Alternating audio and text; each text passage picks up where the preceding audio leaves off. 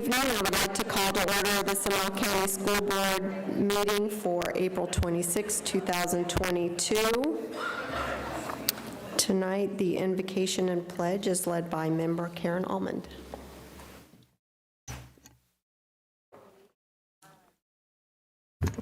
Administrative Professional Appreciation Day. And from this board, Jill Moramis and Grace Gonzalez, we appreciate you so very much. Love you guys. And all the other amazing administrative professionals in our district, we honor you. Behind every successful team, there is an efficient, wonderful, excellent administrative professional. So thank you to all of you. We would be lost without you. Please stand and join me in the pledge. I pledge allegiance to the flag of the United States of America and to the republic for which it stands, one nation, under God, indivisible, with liberty and justice for all. Thank you.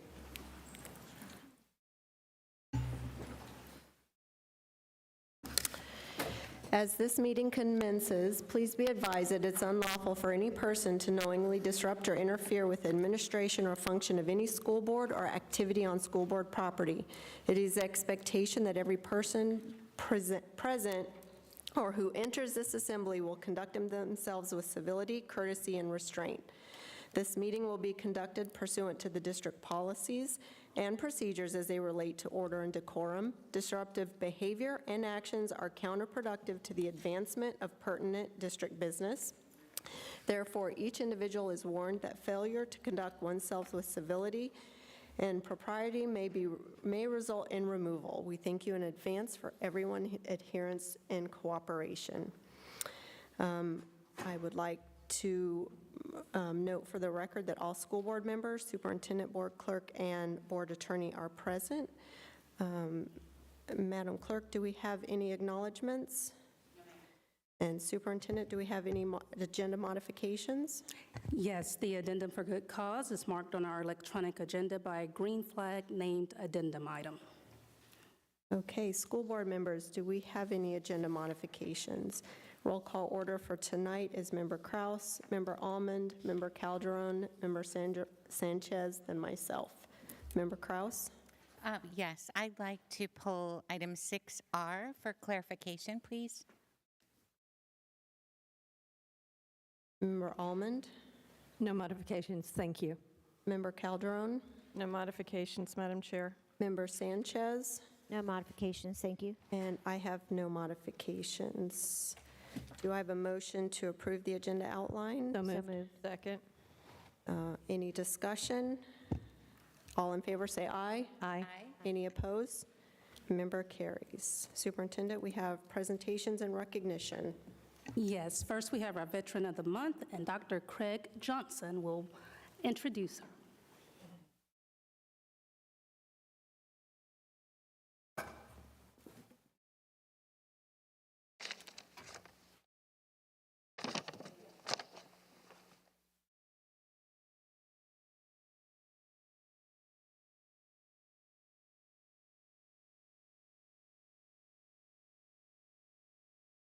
It is my great pleasure to introduce Ms. Deborah Childers from Markham Woods Middle School. Staff Sergeant Childers is from the United States Marine Corps. She joined the Marines in 1986 right out of high school. Her platoon was one of the first women's platoons to have qualify with the M16A2 rifles. She missed the base record by just 2 points. Initially trained as a motor vehicle operator, she qualified as an LVS, which is a logistical vehicle operator, and went on to design and coordinate LVS school for her battalion, including creation of lesson plans and licensing procedures. One of her favorite positions was when she served as an armorer and a primary marksmanship instructor. She was the only Marine in her battalion to hold the record for both the M16A2 rifle and the 9mm at the same time. Staff Sergeant Childers served in Desert Shield, Desert Storm, and a Graves registration unit.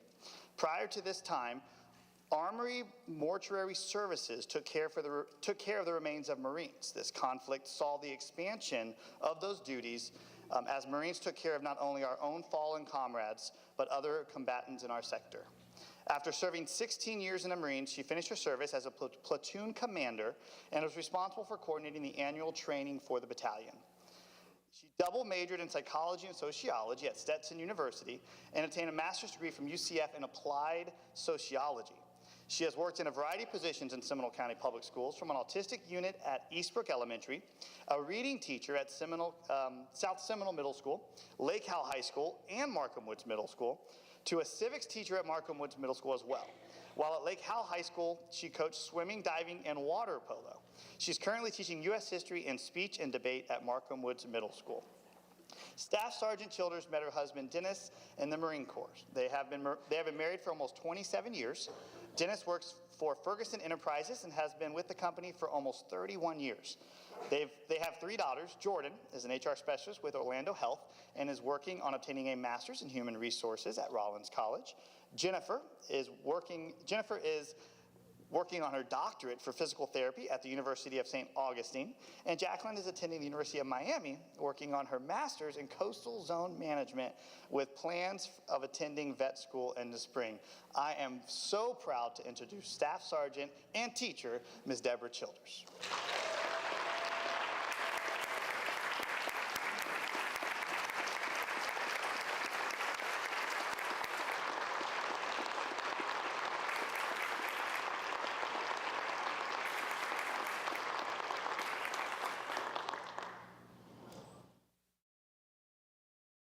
Good evening, Superintendent Beeman and board members. My name is Mike Rice. I'm the Assistant Superintendent of our high schools, and this evening I am excited to recognize some students that were recently recognized by the Florida High School Athletic Association and their 28th annual Florida Dairy Farmers Academic All-State Team, which is a recognition of, it's a program that honors 24 of our graduating student athletes who excel both in academics as well as athletics.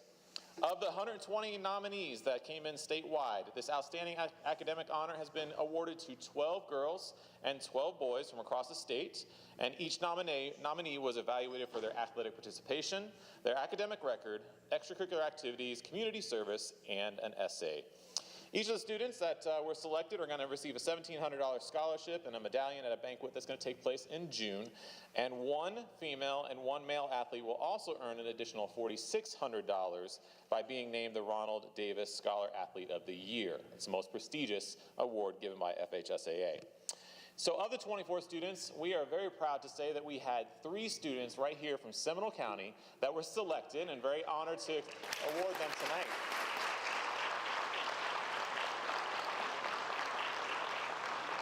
So first up, I'd like to recognize from Lyman High School, Peter Fox. Come on up, Peter.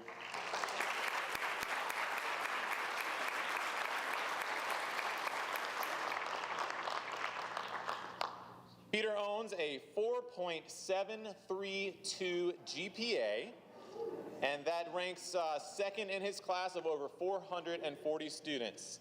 He earned 3 varsity letters in swimming and diving and 4 varsity letters in water polo. Peter is a member of the Mu Alpha Theta National Honor Society and the Boy Scouts of America. And through his work with the Boy Scouts, Peter has earned over 300 hours of community service. He's the son of Kathy and Andrew Fox and plans on studying architecture at Mississippi State University this fall. And I just learned also he completed his high school career with 18 advanced placement course completed. Congratulations.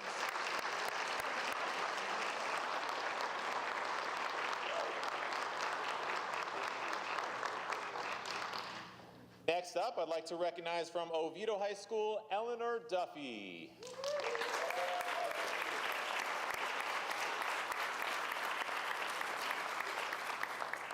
Eleanor owns a 4.57 GPA and ranks in the top of her class. The Advanced Placement Scholar with distinction earned varsity letters in swimming and diving and water polo all 4 years of high school. She served as a student government parliamentarian and is a member of the Mu Alpha Theta, SECME, and National Honor Society. She has over 1,000 community service hours through her work with the Seminole County Natural Lands and St. Luke's Church. She's the daughter of Alicia and Patrick Duffy and plans to attend the University of Florida this fall.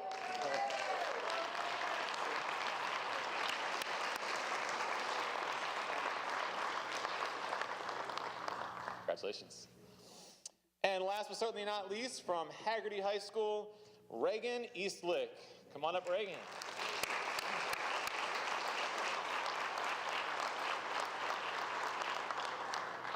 Reagan owns a 4.506 GPA and is in the top 5% of his senior class of nearly 600 students. Reagan earned 10 varsity letters in his career at Haggerty High School, including 4 cross-country, 3 soccer, 3 track and field. He's the founder and president of the school's Politics Club and Bikes for Best, and Reagan earned over 175 hours of community service working with his charity, Bikes for Best, National Honor Society, and Vacation Bible School. He's the son of Cindy and Arnie Eastlick and will study defense and strategic studies at the U.S. Military Academy at West Point.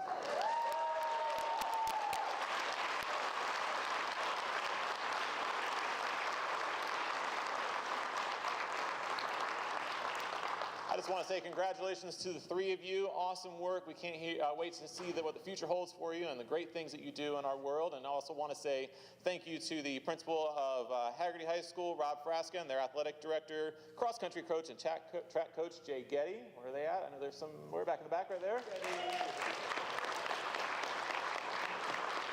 From Lyman High School, the principal, Michael Hunter, athletic director, Carly Burns, and his coach, Coach Lori Hickey.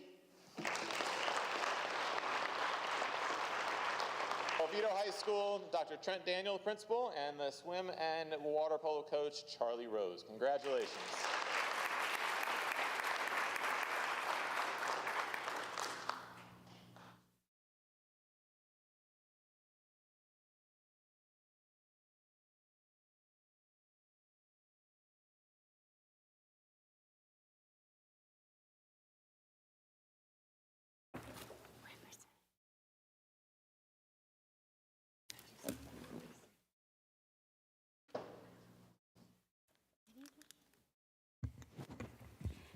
And Chairman, we have for our focused on student achievement, the elementary student remote learning support team led by Dr. Wysong and Ms. Pocious and team. And so we will turn it over to them to get started. Good evening, board members, Superintendent Beeman. We're devoting our Focused on Student Achievement tonight to highlight and celebrate a district innovation this year that certainly this time last year was not planned, but was born out of necessity. Ended up being not only successful in terms of its intended goal, but also produced some great secondary effects as well. So joining me at the table tonight is Beth Pocious, our coordinator for professional learning, Lauren Fife, a teacher on assignment in the Department of Teaching and Learning, and Brenda Watts, who is a teacher at Tuscaloosa Middle School. Very excited to be joined by 3 of our outstanding educators tonight. So the origin of this program really was a phone call in July of 2021. I was with 3 of my assistant superintendent colleagues at the math best standards rollout in Polk County, and our new superintendent, Ms. Beeman, called my phone and stepped out of the session, and she said, I'm concerned about this Delta variant and the impact it's going to have on our elementary students, and we have something this week to be ready to support students and families who are going to be impacted. So I went to dinner with those 3 assistant superintendents, and we started sketching out what this might look like. Together a remote learning support model for all of our elementary students and families required to quarantine or isolate as a result of that Delta variant. So this work, again, really began in July with our superintendent's bold direction to us. And then in August, right before school started, we got an emergency order that essentially required that supplemental support, and so we were ahead of the game. More importantly, we had designed a model that we felt would work well in Seminole County. And so as a broad overview, during the first 3 quarters of the school year, elementary were required to quarantine, received additional support from a district remote learning team. We ended up funding 6 positions from our ESSER 2 grant, and as we discussed in the workshop earlier today, this is an example of where we had a grant plan in place, but as a new need was identified, we moved things around in order to have no impact on the general fund budget and be able to provide this support with supplemental funding. Again, a tremendously successful model. So in terms of our team that worked on this, again, Ms. Pocious and Ms. Fife are going to walk you through the model, and then Ms. Watts is going to provide some commentary as well, and we are joined tonight by 3 more of the remote learning teachers, and Ms. Pocious will introduce them as well. In addition, I want to thank Derek Jensen, our Director of Teaching and Learning, because he reprioritized a lot of resources within the Department of Learning, including loaning Ms. Fife out on this project, and that was one of the best decisions that was made this year. And then also to Tiffany Spradling and Dr. Michelle Pisani, who were very busy getting ready with curriculum, but personally took care of interviewing and recruiting. And finally, and her role will be highlighted as well, but Cheryl Nicholas, the principal at Layer, provided physical space for this team, which ended up also being a great decision because Layer benefited as well. So we're going to run through some of these highlights.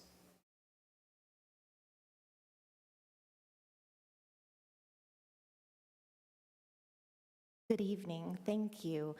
So I will take the time to ask 2 of our remote learning teachers that are here this evening to be with us in recognition, to be recognized at this time. So in addition to having Ms. Fife and Ms. Watts here to provide context to the program for you, we are also very happy to have in the audience this evening, seated right behind us, we have Courtney Milroy and also Deanna D. here with us this evening. So thank you, ladies, for your contribution and for your support here this evening as well. Thank you. Yes, you may stand and be recognized. Thank you. As Dr. Wysong indicated, this was a project that had a lot of layers, and it certainly took a village to bring it to fruition. And a village is nothing without a home. So our placement at Layer Elementary was probably the single most strategic thing that we could have done in this model. We were welcomed by Layer, not only with space and rooms and keys and schedules and procedures. The Layer community welcomed us as family, as everyone who walks through the doors at Layer feels. We certainly did on a daily basis. And Ms. Nicholas and her team brought us into their fold, not only for those routines and procedures and structures, but as a result of us physically being present. On some days when they were short-staffed and we had children at Layer who did not have a substitute teacher in place, our remote learning team would take turns rotating through as a physical substitute in the classroom with the children at Layer. So that was something that was a true gift for us to be able to stay connected to children. So we had our responsibilities to our online children as well as the children in the building at Layer. We were also built into the Layer intervention schedule. So our teachers' daily schedule included time for them to deliver some intensive interventions to some of the Layer students who needed that extra attention the most. So our ability to be located there ended up being a benefit for everyone. Another thing when we talk about that village that it took to raise and to launch this program, we had an unprecedented expectation put on us in August. The demand for remote learning, I think, at least in my own mind, far surpassed what I expected. And with thousands of families having that ability to be connected to us, It quickly became difficult for Ms. Fife and myself to manage that on our own. There were literally thousands of phone calls and emails and parents and schools and COVID safety managers. And so I am also very, very blessed to recognize Information Services' role in this project. Without our CIO, Bob Everland, and giving of his team's resources for this project, we would have had a lot more difficult time reaching our learners just in time, which was our goal. So they provided us with team members. They helped us build our stations at Lair with webcams, and you can only imagine the technology involved in trying to pull something like this together. But they also had extra help desk staff that were allocated to talk to families who may have been struggling with technology or passwords. And so really, without their involvement, we would not have been able to really meet a key element of this program, which was to offer families that real-time access to learning when they needed it the most. So when they were able to automate things for us, Ms. Fife and I were no longer typing in names furiously at all hours to make sure that kids had that access. We were able to rely on that automation, and it was a relief. And so we're very thankful for their involvement in our project as well. So we do have some data points to share with you. The remote learning conversation by the numbers is an interesting one because there's some direct correlations with things that we were all watching as a county, as Seminole County watched. As Dr. Weissong referenced at the beginning of this program, we were faced with a variant that was running rampant, and as I alluded, those families that were qualifying for services with us were in the thousands. And so our daily login average of children accessing the program in August was about 1,500 logins a day, and we didn't actually have a full staff in August. As you also heard from Dr. Weissong, Dr. Pisani and Ms. Bradling were still interviewing. We were bringing people on, so August was definitely an interesting month, but worth every minute of the service we were able to provide for the children. When we headed outside of that October surge and into that end of first quarter range, there were a couple of things that changed that caused that daily login average to drop. And most significantly, there were some statutory, and I'm sure we all, the executive orders that changed that actually changed who qualified to be a remote learning student at that time. It's still, with over 262 logins a day, our teachers were never without families to support. And I think one interesting point to make with those data points is that their preparation and the work that they put into the creating of the content and the making sure everyone had access was the same procedures whether we had 1,500 logins or whether we had 5 that day. Every day was different based on what the need of the community led for that day. So, but equally had to be prepared for all cases.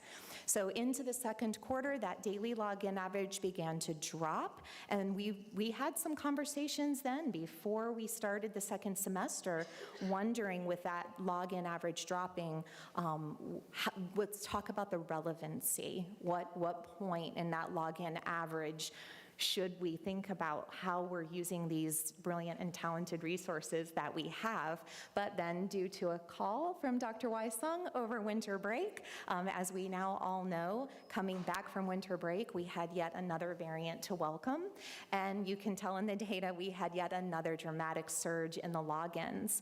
A big difference for our team in January was the children that were with us in that particular time were children who were out due to a positivity. So some of that qualifying piece comes back into that conversation about the people who were logging in and the families that were seeking additional support so that we could prioritize that instructional continuity. And then you'll note at the end, or we did end the program in March, just before spring break.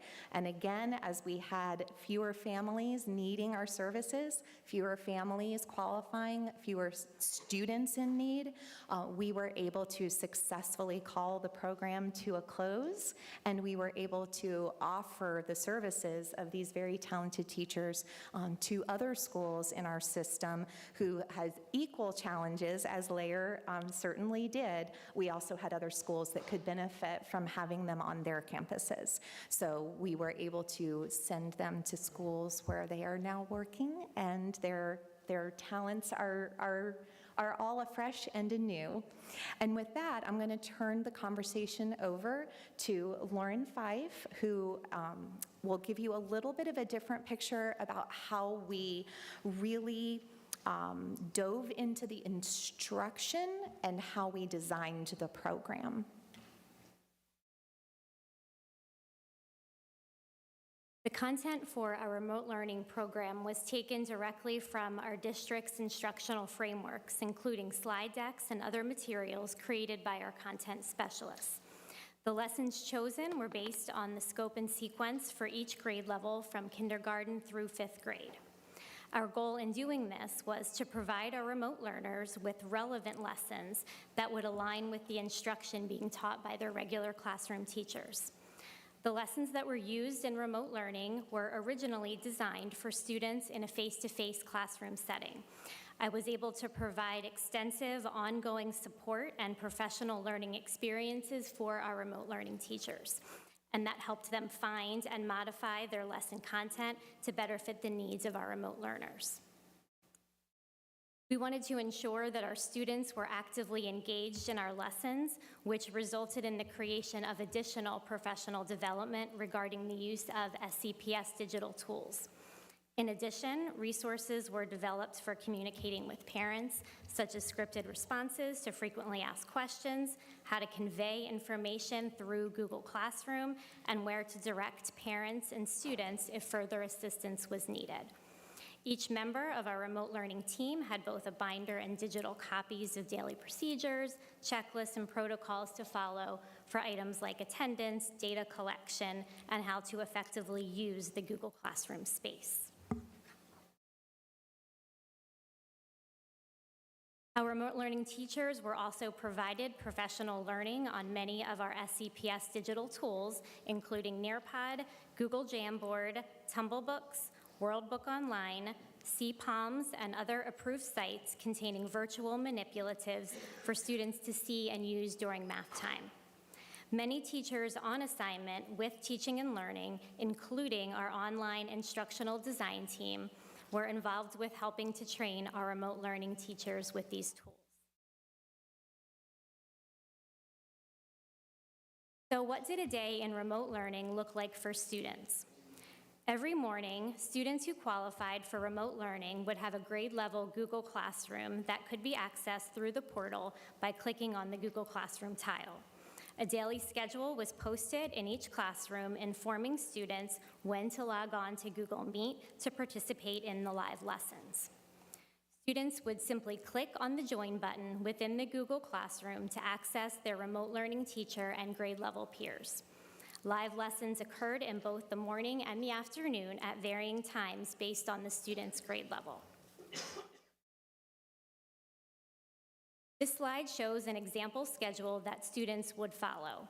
Live ELA and social studies lessons took place in the morning, while the live math and science lessons occurred in the afternoon. Facilitated classwork support was provided at least once a day to help students complete work assigned by their regular classroom teacher. And now I'm going to turn the presentation over to Brenda Watts, one of our fabulous remote learning teachers, so she can share a little bit more about her experiences with the program. Thank you. I just want to say that the experience was really pretty amazing to see that a district can pull something like this together. I feel really fortunate to be part of it. I'm a strong believer that our students need to feel like they are part of something, whether they are in a classroom or in a remote learning classroom. And after we would do our typical day would be to check, cross-reference our Google Classroom with our spreadsheets to see who we were going to have in attendance. And then once we knew that, we would call parents. And a lot of times we would find that parents might have been a little bit confused as to what we were as opposed to maybe Florida Virtual School or something like that. They weren't really clear what we provided for them. So there was a lot of explaining, telling them what our purpose was, how we were going to support their children, not only with the classwork from their teachers. So we had a lot of support from teachers around the district as well, giving their students classwork. But we were able to provide them with a little bit of additional instruction just to make them feel like they were part of a class. They were part of a classroom. They were part of our classrooms. And making them feel like they were part of that, we were able to see from whether they were with us for 1 day or maybe 5 days, the comfort level or the anxiety kind of disappeared when they realized that they were not the only students in a situation like this. I do need to move this. How do I do that? But I just want to go back for 1 second. So the parent communication, we did do that daily. We would make as many phone calls as we could in the morning before classes started. And we would also, in the afternoons, time permitting, we would continue to call parents. We would return phone calls normally within the day, if not by the next morning. We would return phone calls as quickly as possible. We would also help students, or not students, but parents, we would help them log into the system if we could. If we weren't able to help them, then we would refer them to our help desk. So we had a lot of, I think we all had a lot of parents that were very thankful for the phone call because the emails that they got were pretty clear, but at the same time, maybe they didn't understand exactly what our purpose was. So that was very good to be able to talk to them. Oh, I did the wrong one. There we go. So as was mentioned earlier, we did have live lessons every day, morning and afternoon, with the focus of ELA in the morning and math in the afternoon. And then on Wednesdays, we would do our science and social studies with this focus on science and social studies. Every morning and afternoon, we would provide that support if they needed it, and encouraged them to do their classwork. Like, we kind of stressed that their classwork took precedence over the remote learning, but we were there to support them in whatever manner they needed. We did document our attendance in the morning and then again in the afternoon, and then we would submit that to Lauren and Beth, so we kind of kept track of that. I'm sorry. So to me, the benefits, and hopefully to everybody, the benefits of the remote learning honestly was to be able to keep those children involved in education, knowing that there were teachers out there that cared about them, that wanted them to be part of the learning process that we have going on here in the district. We did get a lot of positive feedback from parents and students. Parents, I think, felt comfortable at the end of a lesson. If they needed to talk to us, they would feel free joining us just to answer any questions that they might have. And let's see. I don't know, I guess just as far as my peers that I worked with, we worked very well together. We supported each other in any way that we could. And again, going back to the attendance, that if we knew that we were going to have low numbers, then we were able to go back and support Lair in whatever way we needed to. Instead of just hanging out, we were able to provide them with some support. But overall, I would just like to say that I think it was an amazing program, and I really, really feel honored to be part of it.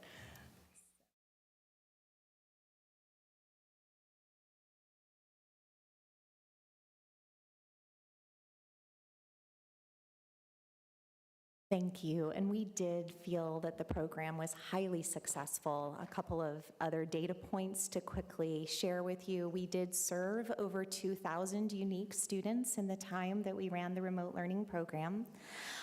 Those 2,000 plus elementary children logged in with us over 12,500 times in the course of that time. So To say that we were able to make a difference, I feel like we can confidently say that.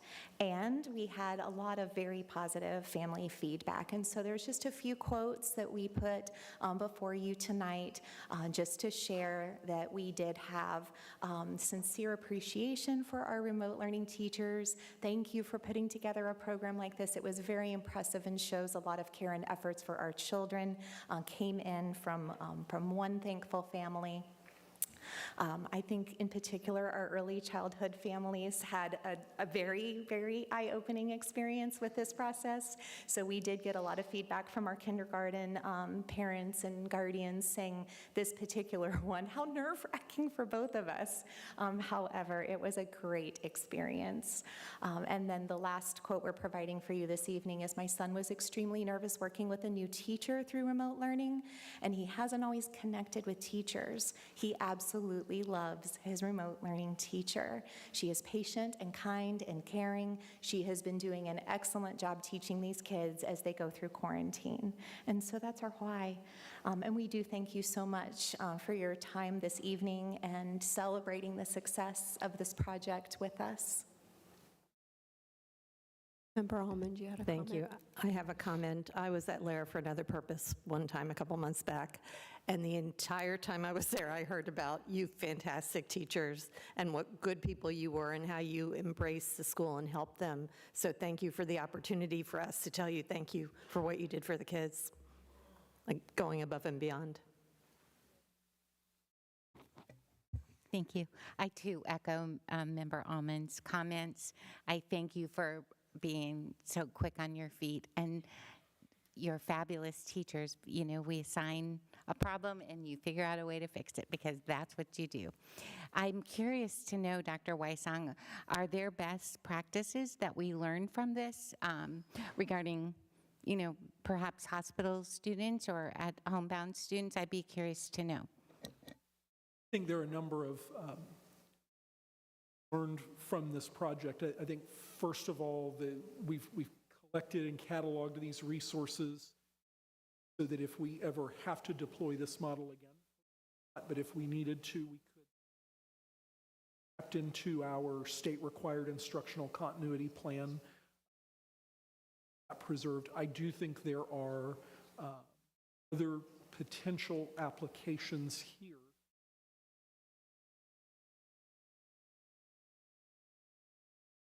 Also, beyond the instructional lessons learned, and I think coming out of the gate, there was a lot of pressure to get the model in place for the first day of school.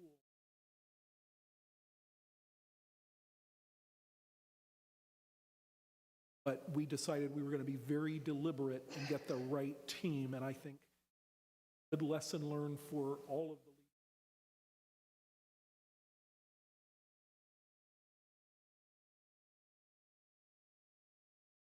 of us who is involved in putting this team. You know, finally, and I think we've seen this in other examples throughout the years, but the very best work in this district.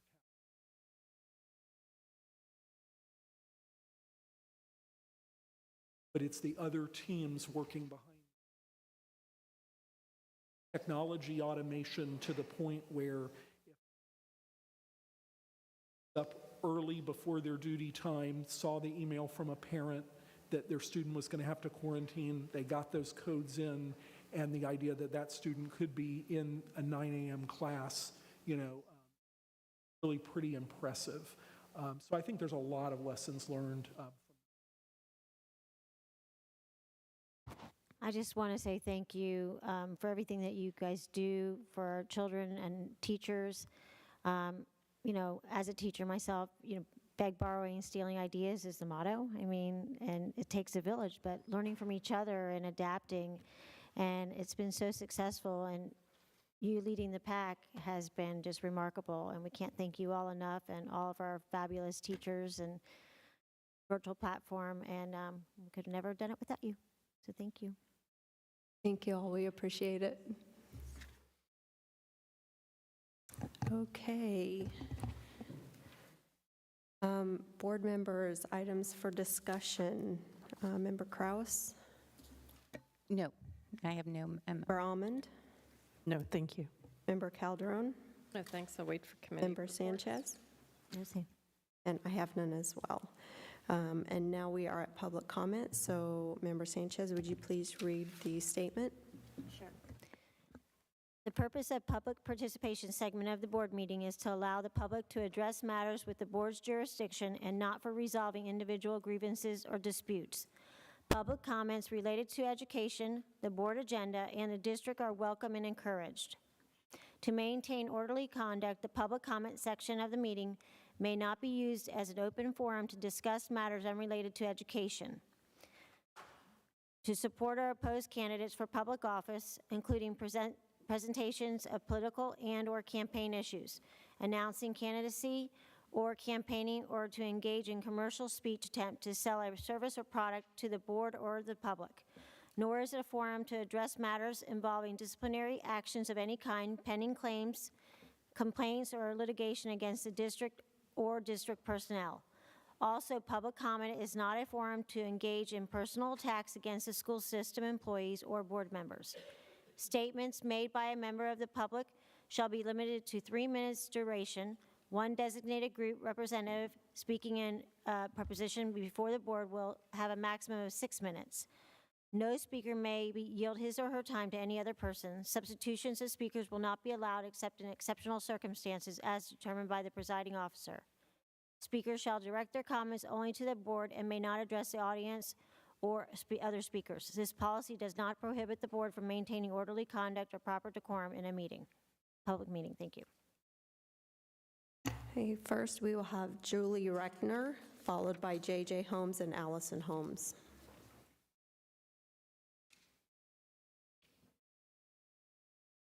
Board chairwoman and board members. Recently, I saw a very disturbing documentary exposing the grooming and indoctrination that appears to be happening today in many of America's public schools. I'm truly hoping that Florida laws and the Seminole County School Board is making sure this is not happening in our county. Children in K through 12 need to learn to read, write, do math, learn civics, American and world history, geography, and science. There's hardly enough time in a school day to cover these subjects, much less discussions about sexuality, gender, trans, and many other age-inappropriate and intrusive topics. Sex discussions should really be the responsibility of the parents and not the school. Many young people are graduating high school unable to read or do basic math and yet are being force-fed time-consuming non-academic material or inappropriate sexual matter. Children are very susceptible to suggestion and peer pressure. The media and pop culture try to make it cool for them to say they are trans or homosexual. Some schools have them question their gender or even if they identify as an animal. Basic science would teach that there are only 2 genders, male and female. Simple math would teach that X chromosome plus X chromosome equals female, while X chromosome plus Y chromosome equals male. A study in statistics would teach that true transgenders are actually quite rare, about 0.3% of the population, and homosexuals account for about 3.5 to 7% of the population. And surgeries that are sometimes involved in these lifestyles can be difficult, dangerous, and oftentimes irreversible with sometimes devastating ends. Facts which would be a study in medical science or possibly psychology. I'm not accusing Seminole County schools of including these things in their curriculum, nor accusing teachers of including them in their individual classes. I'm simply urging you to make sure that it isn't happening for the good of our kids. The safety and education of children K through 12 in Seminole County is your charge, and I know that you take this responsibility seriously. Please do some investigation and make sure that grooming and inappropriate material isn't tolerated in our respectable schools. I'm sure you would agree that our priority is to keep our children safe from imposing influences and that they are receiving the highest quality education we are well capable of giving them. Thank you so much for your time. Order, please. Order.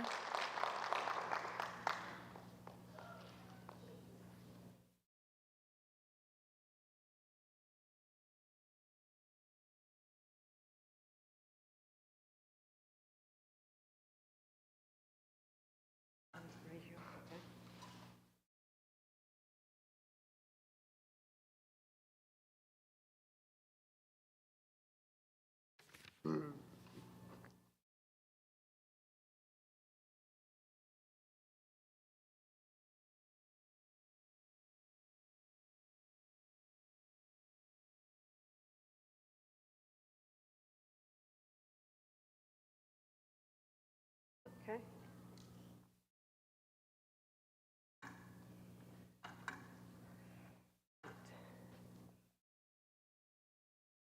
Last time he spoke here, the Mums for Bigotry, well, you know who I mean, you know exactly who I mean, was shouting him down.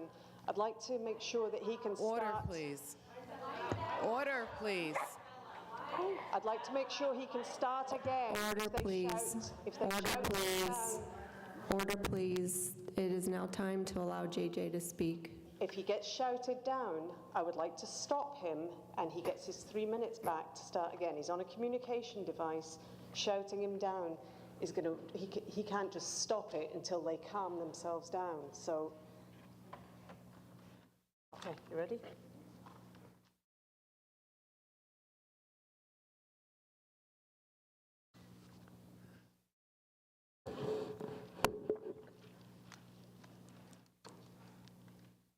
Superintendent Beeman, members of the school board, my name is J.J. Holmes. First, I want to address what happened at the last meeting when the Moms for Liberty were shouting me down when I was addressing the board.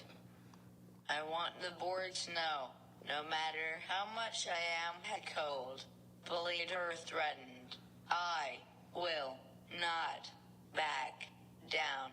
But what I'm actually here to talk about tonight is SCPS recognizing Pride Month before the Don't Say Gay bill goes into effect on July 1st. The Don't Say Gay bill will empower bigots to decide what's appropriate for the rest of us. Recognizing Pride in June isn't about sex, even though that's what the bigots think. It's about recognizing a marginalized community. Just like disability rights isn't about the right for people with disabilities to have sex. I've heard the LGBTQ plus community asking for things like equal rights in marriage, equal rights in Social Security survivor benefits, equal rights in education. But you know what I've never heard them talking about? Sex. You know who comes up here and talks about sex in the LGBTQ plus community? The bigots. The bigots are the only ones who talk about sex. Recognizing Pride is simply telling our LGBTQ plus students, staff, and families, we see you, we hear you, and we support you, and you are welcome in SCPS. The LGBTQ plus community already is so marginalized, and recognizing Pride is a simple step that this board can take tonight to push back against the hateful Don't Say Gay bill, and it will show Seminole County Public Schools is a safe, inclusive place for everyone.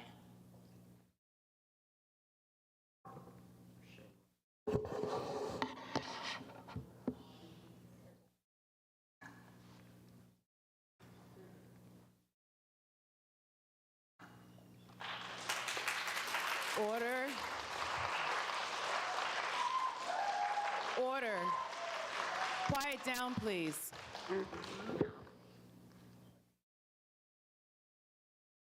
Existing school board policy says every employee and student at Seminole County Public Schools has a solemn right to be treated fairly, equally, equitably, and with dignity, and they're also not to be victimized by acts of discrimination or harassment. So, with the Don't Say Gay law ready to spread its hateful tentacles over our school district, now is the time to show everyone that this policy isn't simply hollow, meaningless words. While you can't stop this hateful Don't Say Gay law, you can, as a board, take steps to push back by recognizing Pride Month. Extraordinary times call for extraordinary measures. No one in this school district or any other school district in Florida is teaching kids to be gay. You're not gay because your first grade teacher told you another student has two moms. And no 5-year-old is being indoctrinated with transgenderism by their kindergarten teacher. The Don't Say Gay law only protects your parental rights if you're a parent that looks like DeSantis, loves like DeSantis, and thinks like DeSantis. And the only consistent defense of the Don't Say Gay law from the governor's office has been to call everybody who's against it groomers and pedophiles. If people like the Moms for Bigotry really are worried about groomers and pedophiles, then go Google the new Republican Commissioner of Education. Hell would freeze over before I would allow him near either of my daughters. And speaking of groomers, how about our local child sex trafficker, the Republicans' Party very own Joel Greenberg? Ma'am, you cannot say that. That is inappropriate. Ma'am, that is inappropriate. The pandemic has already taken a big enough toll on our kids. The Don't Say Gay law is harmful to the well-being of LGBTQ students, staff, and families, and it's a toxic message that's destructive to our whole school district. You need to show you have the backs of our LGBTQ community by recognizing Pride. Now is not the time to turn your back. Now is the time to push back. Unless, of course, you actually like the demonizing message the Don't Say Gay law is sending, in which case, sit there and do nothing. Order, please. Next speaker, order, please. Belinda Ewing, followed by Carlos Smith, followed by Claudia Thomas.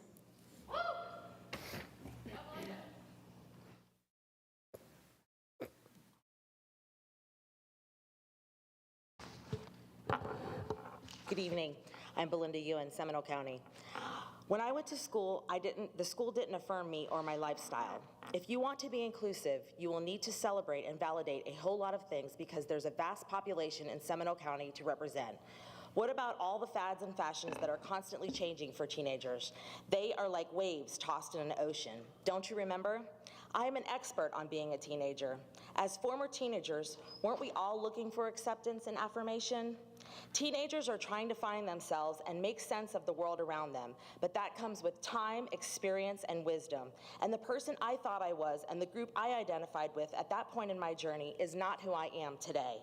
And let me tell you, your sexuality is not your identity. That's not what makes you unique. You are more than the sum of your parts. You are more than who you have sex with.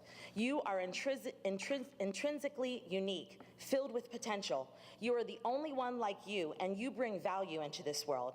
And you were intricately and skillfully formed in secret.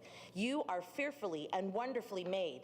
That's why it is so important that you don't get involved with other people's children and trying to lead them outside of their parents' jurisdiction. When a family has a child who doesn't see themselves as the person that faces them in the mirror, that's a rough road for that child and family. It's about erasing who you are to become someone you can never really be. Why would you want to exclude parents when their child is in turmoil, pain, and suffering? If you validate one group, you have to validate all the others. That's inclusivity. There is no way to please us all. That is why I'm asking you to remain neutral. I stand here representing a biblical worldview. That's about 7 out of 10 Americans. We are all free moral agents. We all have the freedom to believe in God or the freedom to deny God.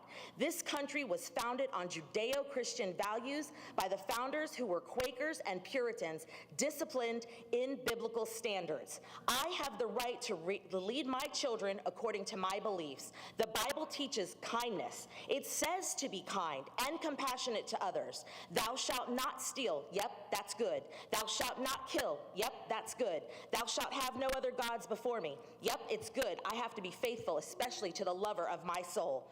There is nothing biblical about calling kids names, bullying them, or assaulting them. And I stand with you against that because that is not what Jesus would do. In fact, there was a woman who was found in the middle of adultery and brought to Jesus. He said, whoever is without sin should cast the first stone. Just Jesus Jesus said her accusers left and he didn't condemn them. He did not condemn them, and he told her to go and sin no more. We all fall short of perfection. We are all marginalized. We all have limits. Every family and person has some sort of baggage. Our children are minors. We want to protect their innocence, and the laws are on our side to protect, lead, and guide them. I'm almost done. We train them up in the way they should go. We don't want you teaching them philosophies like meditations and mantras. You are not psychologists or therapists. We don't want celebrations for sex. Order.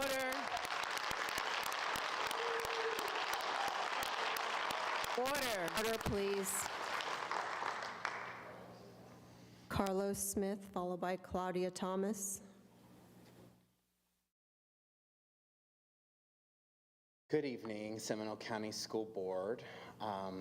Thank you for having us tonight. I'm State Representative Carlos Guillermo Smith, and I represent East Orange County, Florida House District 49 in the Florida House of Representatives. I wanted to come here tonight to tell you not only that I have been inspired by the student protests, but also after the passage of House Bill 1557, the Don't Say Gay law in Tallahassee, I've been very alarmed by the rise in hatred and bigotry. We've heard some of that tonight. I want to give you some facts and some important statistics I think it's important for the school board to reflect on. 42% of LGBTQ youth already seriously considered suicide in the last year. More than half of trans and non-binary youth have considered suicide. This comes from the Trevor Project. Another Trevor Project survey found that 85% of trans and non-binary youth and 66% of all LGBTQ youth say that recent political debates around bills like Don't Say Gay have impacted their mental health. And also, according to the CDC's Youth Risk Behavior Survey, managed by the Florida Department of Health, 22.6% of LGB high school students attempted suicide in 2021, the first time we have seen an increase in suicidal ideation in LGBT high school students since 2013. Unfortunately, the news was just announced last week that the Florida Department of Education has withdrawn from participating in this survey after doing so for 31 years. We can only speculate as to why they stopped participating. My question for you is, what are you doing to help at-risk LGBTQ youth? What are you doing to protect them from harassment and bullying? Seminole County Public Schools has a non-discrimination policy that protects LGBTQ staff and students. Let's live up to it. I want to leave you with a glimmer of hope. Trevor Project also shows that one supportive adult in a trans child's life can reduce their suicide risk by 40%. Let's make Seminole a sanctuary from hate. And I do have one quick message I'll leave you with for LGBTQ youth who might be struggling to find support. I used to be you. Hang in there.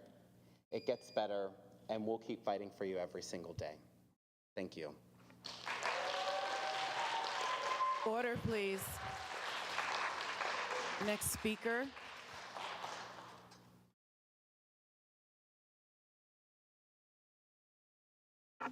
Hello, school board members. I'd like to share some thoughts on behalf of Alyssa McKenzie, a fellow Seminole County resident who can't be here tonight. Here's what she has to say. I'm writing this statement to you as a resident of Central Florida for 30 years and a proud citizen of Seminole County. I'm also the parent of 2 wonderful children. I graduated from high school right here in Central Florida, where I found a love for TV broadcasting and production. The education I received here was critical to my professional success. But back there was something lacking even back then. If you were a child growing up in the early 90s and you weren't heterosexual, you likely felt completely alone. You didn't dare show it because you couldn't bear the ridicule and shame you were sure to receive. There weren't many examples of everyday life. or historical references because we just didn't talk about any successful or noteworthy people who broke down barriers or were an everyday part of our life or society. There were no laws banning conversations because society just accepted that LGBTQ plus people weren't worthy enough to talk about. A lot has changed in our society since then, and LGBTQ plus people have not only been able to discover each other, they've been able to discover that they're nearly not as lone as they thought they were. I say this, Alyssa, as a person who was closeted as a trans woman for 39 years of her life. I knew my truth at an early age, before the internet, before cell phones, when it was just myself, parents, classmates, and friends. I cannot tell you how comforting it would have been back in grade school to just discover any of the amazing, accomplished people who, throughout history, who also happen to share a commonality in identity. But not having these things didn't change my outcome. It just resulted in a lot of sad, lonely years. We don't teach the history of LGBTQ plus people in education. We pretend they don't exist. And there are children in your school system right now who identify as someone other than heterosexual and feel wrong or defective because of that. Laws like the recent ones passed aim to discourage conversations about people's truth and arrogantly assume that you can control a person's identity by excluding LGBTQ plus people from history. To school board members and parents here, I say this: children will discover their truth with or without any classroom curriculum. And if that truth should be an identification other than heterosexual, it won't be because someone didn't fight hard enough to prevent it. It is because you cannot prevent someone from being who they are. And for that matter, if the child of gay parents identifies as heterosexual, it is simply because it is who they are as well. We are the adults tasked with giving our children the best tools to be ready for the real world. Well, the real world contains LGBTQ plus people too. Your children know that. It's time the adults realized and accepted that too. Our children, all of our children, trust me, they deserve it. Adeline Harrell. Order. Order. Adeline Harrell, followed by Dawn Ballou, followed by Marique Botoldis.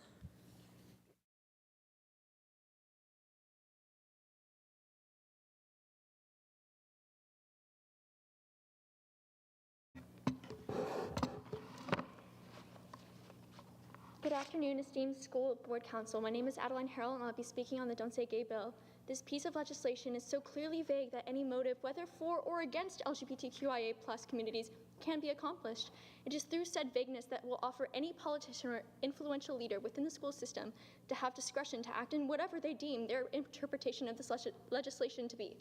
The qualifying words, certain, specified, and such, used in multitudes within the piece, contribute to this unclarity. While some of these qualifying words are defined later in the bill, whether including specifics or entering into a semi-gray area, this is not the case for the whole piece. For example, sexual orientation or gender identity may not occur in kindergarten to grade 3 or in any manner that is not age appropriate or developmentally appropriate for students in accordance with state standards. First off, what state standards were they referring to? As there are none to the research that I have done, my principal has done, my guidance counselor has done, my AP US history government teacher has done, and my civics teacher has done. Secondly, what is deemed age and developmentally appropriate? And on that, who gets the authority to deem the appropriateness of curriculum and extracurricular assignments? Furthermore, if there is no classroom instruction that can occur that it conveys any gender or sexual orientation, then doesn't that mean there should be no family pictures on the teacher's desk? There should be no talk about the teacher's personal life or relationships during the meet and greet area of school.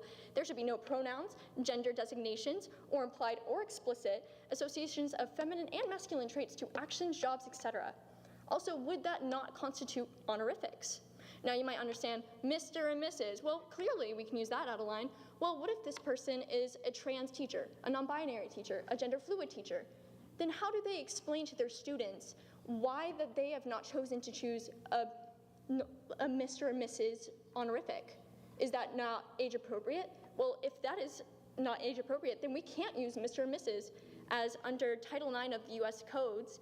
No person in the United States shall, on the basis of sex, be excluded from participation, be denied the benefits of, or be subjected to discrimination under the educational program or activities receiving federal assistance and financial aid. Given my presented information, on July 1st, how will the school board interpret the bill's vagueness? How is it fair that with every step or the absence of a step, schools can be subjected to lawsuits and disciplinary action? How do teachers, or how will teachers be respected and protected when if they serve in an interest of protecting students? Is there anything students, school admin, or you can do to ensure the rights of students' children? Please let me know. I beg you to go against this bill, if not for the equality of all, but that this bill opens more bad doors than helpful access and avenues. Thank you for your time. Order.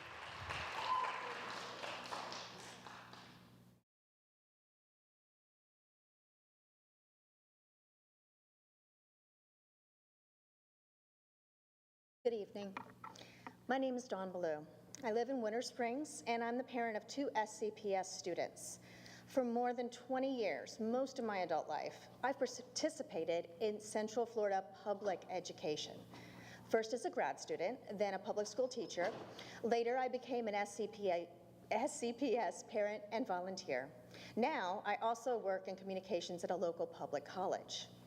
I believe deeply in the role and value of public education and the imperative of equal access to public education.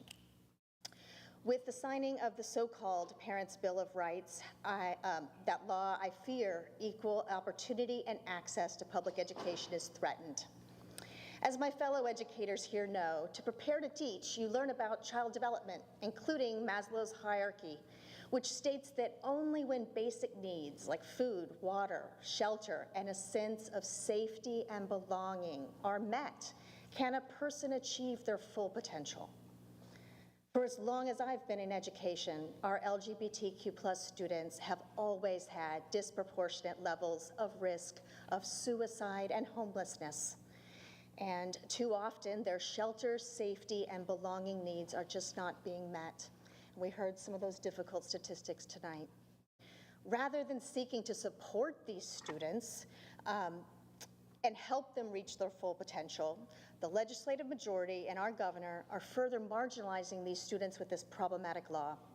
A law they had the chance to narrow to prohibiting graphic content in early grades, and they rejected that amendment. A law intentionally left vague to potentially allow a narrow-minded majority more rights than our LGBTQ students. I'm here tonight to plead with you not to let hate win, to remind you of your district commitment to equal access to public education. Every student deserves to feel safe and seen and valued at school. Every student deserves not just to survive, but to thrive in our schools. Board members, I'm asking you to direct the superintendent to remind all our staff and faculty of their duty to abide by the district non-discrimination policy, which includes this statement: the school board does not discriminate on the basis of race, color, national origin, sex, including sexual orientation, transgender status, or gender identity, disability, including HIV, AIDS, or sickle cell trait, pregnancy, marital status, age, religion, ancestry, or genetic information, which are classes protected by state and/or federal law in its programs, activities, including employment opportunities. Stand by your policy, please. Stand by our students. Don't let hate win. Thank you. Order. Marique Bartoldas.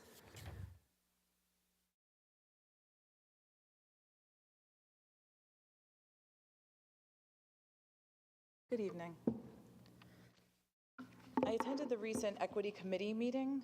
The entire topic of this 3-hour meeting circled around the desire to push the board to hire more diverse teachers so that the students have teachers who, quote, look like them. I asked the question, if you are diagnosed with a disease, are you going to a doctor who looks like you, or are you going to a doctor who got an A in medical school? Is this board going to be hiring teachers who may not be the best qualified, but they have the right skin color? By the way, hiring based on race, like the previous speaker said, is illegal federally. There were also 4 students at this meeting, and one stated, quote, I never had a black teacher. To which most of the committee said, and I quote, "That's a shame," quote, "It's unacceptable that there are students who have never had a teacher who looks like them," end quote. Following this ridiculous logic, all men should have failed school because since for the 1800s, teachers have almost been entirely female. Order, please. Are you teaching our children that they can only succeed if they have teachers who look like them? All this does is give kids an excuse to fail when they should be encouraged to strive for excellence. We need to hire the best qualified teachers for our young minds, regardless of race or sex. We need to hire based on merit, not some misguided effort for equality. As one committee member stated, a Title I school had matching student and teacher demographics, and the school still failed. It does not matter what a teacher looks like. Their skills and experience is all they need to connect with students and encourage them to love to learn. This committee also spoke about mandating implicit bias training. I've been to this training. It is based on a theory created by psychologist Anthony Greenwald and Mazarin Banaji in 1998. The tests they gave to determine prejudice had different results each time the test was given to a person and is not scientifically reliable. These two actually admitted that their whole theory of implicit bias and the testing conducted to prove it were mired in error, and the theory was debunked. It is a waste of our money to send teachers to this training. One example from this training when I went to was about the Japanese internment during World War II of the Japanese Americans. The only part that they said was that the American government was racist for interning Japanese Americans. What they didn't tell during this training was that the truth is our military studied Japanese methods of warfare. Before the Japanese invaded the Philippines, the military members of Japan hid in plain sight in the Philippines and documented key locations to hit when invading. The same thing was done at Pearl Harbor. At the time, the US government did not want Japanese Americans. They didn't know who was working for the enemy, so to protect Americans from another attack, these people were put into camps, so communication be monitored and limited. This training, excuse me, Order, please. Ma'am, please. This training is flawed and wrong, and nobody should be forced to endure its stupidity. Another statement that was noted during this meeting are, quote, "We are already in place to do the right things no matter what Tallahassee says." Is this meeting intending to break the law? Finally, I'll finish up with, I question why we need an equity committee in the first place when they clearly have no intention of serving the best interests of Seminole County students and do not even consider hiring of new teachers based on meritocracy, but on the color of their skin. God bless Moms for Liberty. Thank you. Order, please. Order, please. Ed Meeson, followed by Lynn Dichter, followed by Caden Bryant.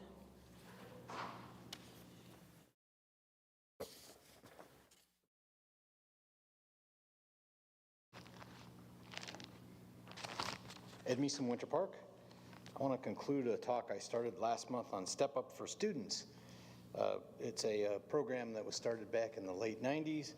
We had it for almost a quarter of a century, and this year they're taking over $800 million out of the school budgets of Florida. But it gets worse. They don't even have standards. They're self-auditing. But that gets worse because the legislature just said, oh, you don't have to do every year. Every third year is good enough for self-auditing. Corporate donations have been accepted for some years now. They get a dollar for dollar tax credit for that. The legislature recently said, oh, you don't have to report those. That can be hidden. And some of that money is used to subsidize lobbying to take more money out of the school budget each year. This $800 million plus would translate to Seminole County for about $30 million. Yes, Seminole County is #1 in STEM, #1 in the graduation rate in Central Florida, #1 in graduation rate in the top 14 largest counties in the state. But what can we do with that $30 million? Or what would you do with that $30 million? I noticed in the budget there's $24 million for debt service. That could be taken care of with $6 million left over. Almost every month I come here, somebody talks about teacher retention and the problem. I think $30 million would really help that problem. I would like each of you to ponder what you might want with the $30 million extra dollars in the budget each year. Maybe spend that on special education, sports programs, arts, a new school to help with overcrowding. Supplies. Teachers should not have to bring supplies from home. Think about who this is. We've had a single party rule essentially in the state for a quarter of a century now, and that majority seems to perpetuate and exacerbate this robbing of public school money without requirements or standards. No curriculum is required for these private schools. No textbooks are required. We just got a ruling from the state that 41% of all math books have some kind of social bias. Math has a social bias, really? Oh, that's interesting. Not even attendance is required at these schools. And this is public money that we pay in our taxes. Consider your positions and the affiliations and support of groups and organizations as we move forward in this year. This has been anti-democratic, anti-constitutional, anti-public education. These people are making your jobs, which are already difficult, even more difficult. I think it's time for a change of the majority. Thank you very much. Order.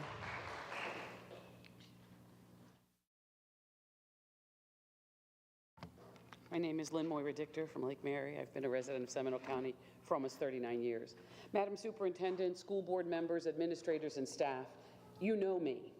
I am a suburban mother. I am a person of faith.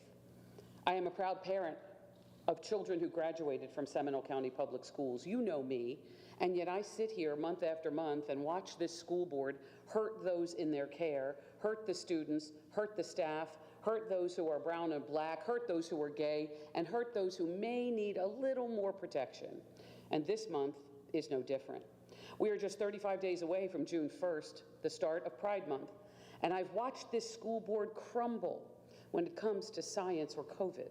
I've watched the school board cower after the screaming, chanting, rally. When you all scooted into that back room, I was out here, afraid for my safety. I was hoping you would stand up and speak out, but you didn't. I was hoping you'd listen to the data as presented by your staff and scientists, but you didn't. Well, it's time to screw up your courage, if that's what it takes, to gather all your intestinal fortitude and help those in your care. It's your job.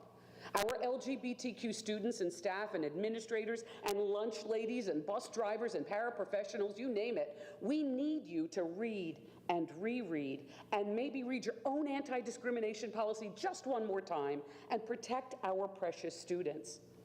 You know me because I'm you. A suburban mom, a person of faith, and a proud parent of students who graduated from Seminole County Public Schools. Now, I know there are a couple of you who are playing footsie with this group. We know who you are. Now, they may be better served homeschooling their children or sending them to church school, but that's not your job. Your job is public school, not just for white kids, not just for Christian kids, not just for straight kids, but for all public school constituencies. I've seen just how some of these folks are how far they're willing to go to put this hurtful propaganda into practice. Some are even running to sit up there and replace you. Is that your legacy? From sanity to screwballs? It's coming down the pike from Tallahassee, what we can teach, what we can talk about, what we can learn. Is that your legacy, or do you shield our students and shepherd them to safety? We, your constituents, want you to do better. We want you to protect our LGBTQ students in our classrooms, in our textbooks, in conversations with their teachers, on the school bus. Protect them. It's your job to bring us all the way back from crazy to common sense. After Pulse, we put our hands in the shape of a heart, and we said, love is love is love. We need to hear that again. Love is love is love. Hate will only win if people like us stand by and let it happen. Thank you. Order. Order. Hayden Bryant, followed by Haley Donahue, followed by Joy Stricker. My name is Caden Bryant, and I'm a junior at Oviedo High School. With the Don't Say Gay bill going into effect soon, many queer kids and allies are concerned about their futures within the education system. There's no guarantee of how strictly the bill will be implemented upon students or how drastically their school lives could change from it. And it isn't fair that we should have to avoid talking about our two moms or trans brother at the lunch table. It isn't fair for us to be silenced just because of society's heteronormativity. It's not fair at all, and we will no longer tolerate the intolerance of others. According to the Seminole County website, the school board does not discriminate on the basis of race, color, national origin, sex, including sexual orientation, transgender status, or gender identity. With the lack of action regarding this bill and the board not supporting queer students enough, they have not acted on this supposed policy. Our right to live peacefully and be ourselves is being impended on. Not being allowed to talk about our own families just because they're queer proves that we aren't treated the same as cisgender straight students. SCPS needs to be doing more for LGBTQ+ students. Recognizing and celebrating Pride Month would be a great start to that. With the upcoming Don't Say Gay bill, it would mean so much to queer students to actually be seen and heard by the county while it's still possible to do so. Considering everything going on, I don't think it's a lot to ask from a group of people whose job is supposed to revolve around the best interest of students. I'd like to add that as one of those few transgenders from some Wikipedia statistic, there is no grooming going on within schools. Being queer is not some fun or quirky thing. It comes with many struggles that no one would voluntarily do. My sexuality and gender is not who I am, but it is part of who I am, and I have to deal with discrimination because of that, which is what we're talking about, standing up for our identities to end marginalization. It's not fair for people to come up here and say all of these horribly transphobic and homophobic and racist things, but then throw a temper tantrum when they get back an ounce of what they've been viciously dishing out for years. Like I said, we will no longer tolerate your bigoted intolerance. Thank you. Order. Order, please. Next speaker.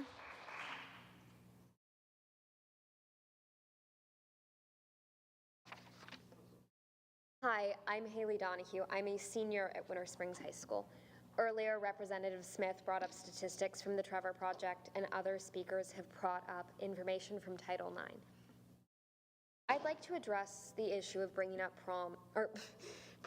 pride from the perspective of an issue of bullying in Seminole County. StopBullying.org, whose information statistics are used in different Stop Bullying campaigns in Seminole County, report that members of the LGBTQ+ community face higher rates of discrimination in schools than their heterosexual cisgender classmates. This is furthered in amounts of bullying of members of the LGBTQ+ community who identify as people of color, and they face bullying at a severe rate. They face discrimination at a higher rate. And different steps to alleviate this, as StopBullying.org states, are to encourage respect for all students, conduct social emotional learning activities in school to foster peer relationships and help students develop empathy, identify safe spaces such as counselors' offices or designated classrooms where LGBTQ+ youth can receive support from administrators, teachers, and other school staff. Encouraging respect can be done by recognizing pride.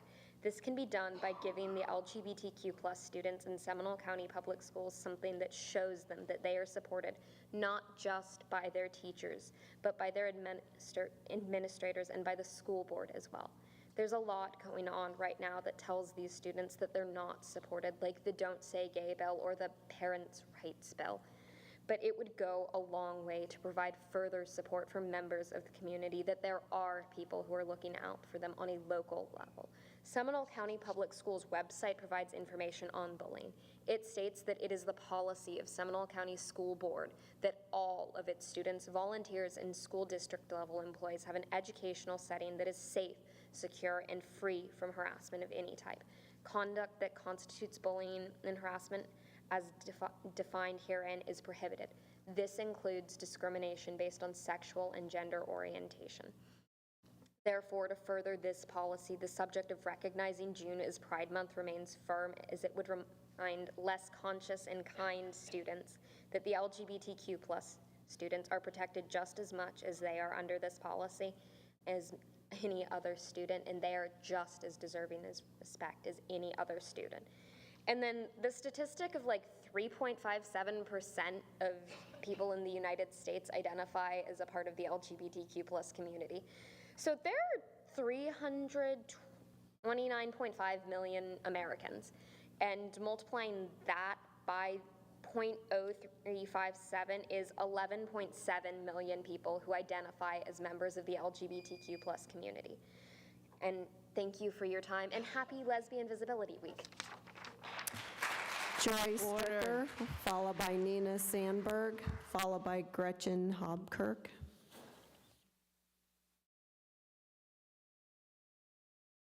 My name is Joy Stricker. I live in Longwood. I will just recycle my speech from March 8th in observance of Earth Day. At the last meeting, one student after another spoke about the importance of pride recognition on campus so that they would not be bullied. Unfortunately, bullying in high school has always been a thing. Luckily, we already have anti-bullying policies in place. They just need to be enforced. How did we as a community get here with high school students revealing their sexual preferences in a videotaped open forum in a misguided attempt to demand respect from their peers? Well, the first thing that happened was that an adult board member who was running for re-election made a motion for SCPS to formally recognize Pride Month. The second thing that happened was that the Rainbow Semdems sent in an adult contingency to support this motion. Ultimately, the motion was withdrawn prior to a vote. Now that Pride has once again become an issue up for debate, I will tell you again why I do not want Pride Month recognized in SCPS. First of all, what does Pride Month celebrate? Pride Month is an observance of lesbian, gay, bisexual, and transgender history. A lesbian usually refers to a woman who has a romantic and/or sexual orientation towards women. A gay person is characterized by sexual or romantic attraction to people of one same sex, often used to refer to men only. A bisexual person is sexually attracted not exclusively to people of one particular gender, attracted to both men and women. A transgender person is one whose sense of personal identity and gender does not correspond with their birth sex. In a nutshell, Pride Month celebrates sexual preferences outside the biblical norm of a man and a woman within the confines of marriage. How did we, as a nation, come to this point in time when school board members and teachers want to recognize any sexuality as it applies to minors? I am not a Christian conservative. I fully support the legality of same-sex marriage. I've had gay friends in the past. I might even have gay friends now, but don't know it because a person's sexual preference is none of my business. And to be quite honest, I couldn't care less. As it relates to underage students in SCPS, this school board and superintendent need to find a way to encourage our children to recognize that their worth as a person is not measured by a body part which is located between their legs. And the Rainbow Semdems need to stay in their lane when it comes to trying to raise other people's children. Order. Thank you. Order, please.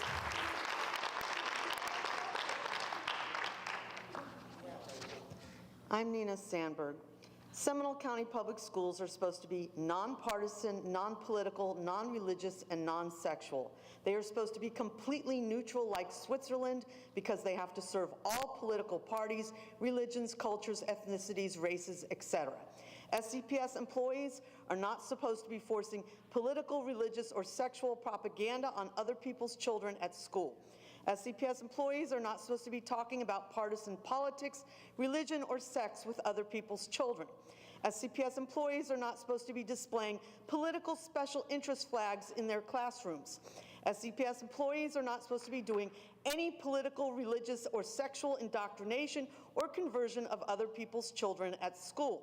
SCPS employees are not supposed to be using SCPS as a vehicle for political, religious, or sexual activism. SCPS employees are not supposed to be using SCPS as a campaign office for their political party.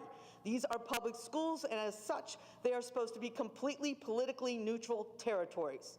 If you want to have special interest, political, sexual, or religious clubs or classes before or after school that are optional and that parents sign their kids up for, then go ahead. But during the normal school day, keep partisan politics, religion, and sex out of public school education. It is not appropriate. It is not professional, moral, or ethical. The public schools are supposed to be in the business of education and not indoctrination. This means that school employees teach the children how to think, but they don't tell them what to think.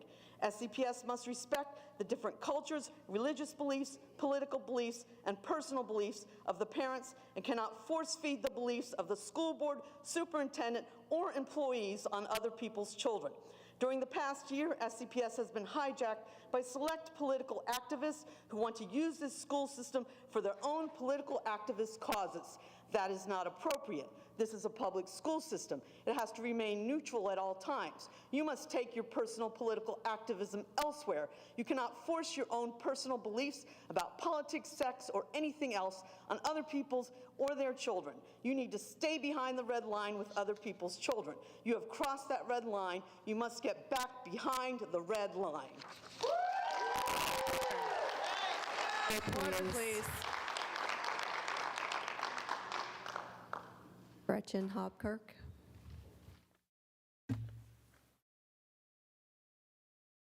Hello, I'm Gretchen Hobkirk. I'm a speech-language pathologist at Lyman High School and a proud parent of 2 boys who went all the way through the public school system here.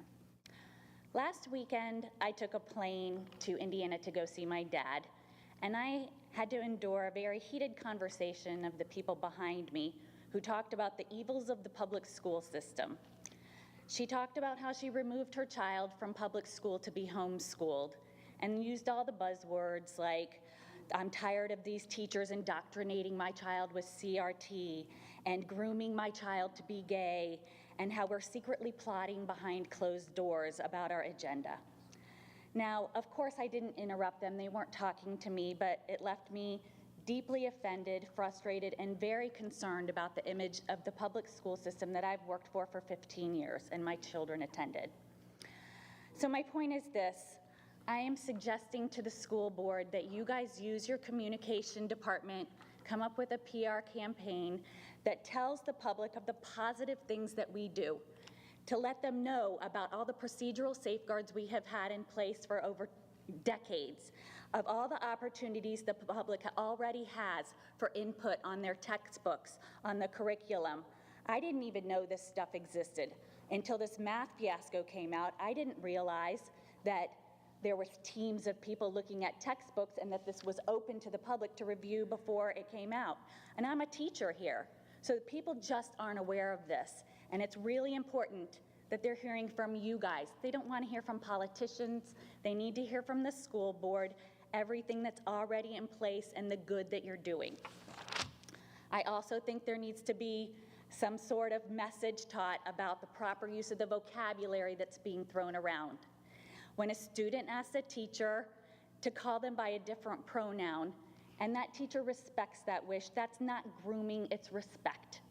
When a lesson about the Ocoee Massacre is taught, it's not CRT, it's history.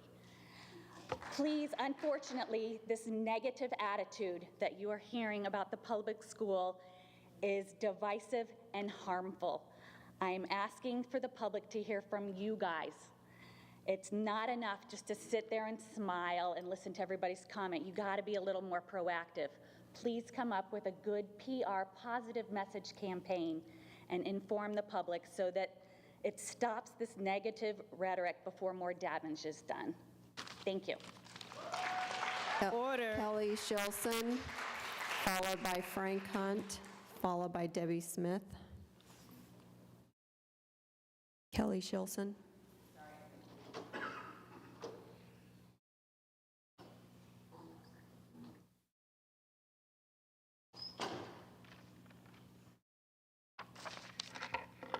Hello, School Board, Superintendent.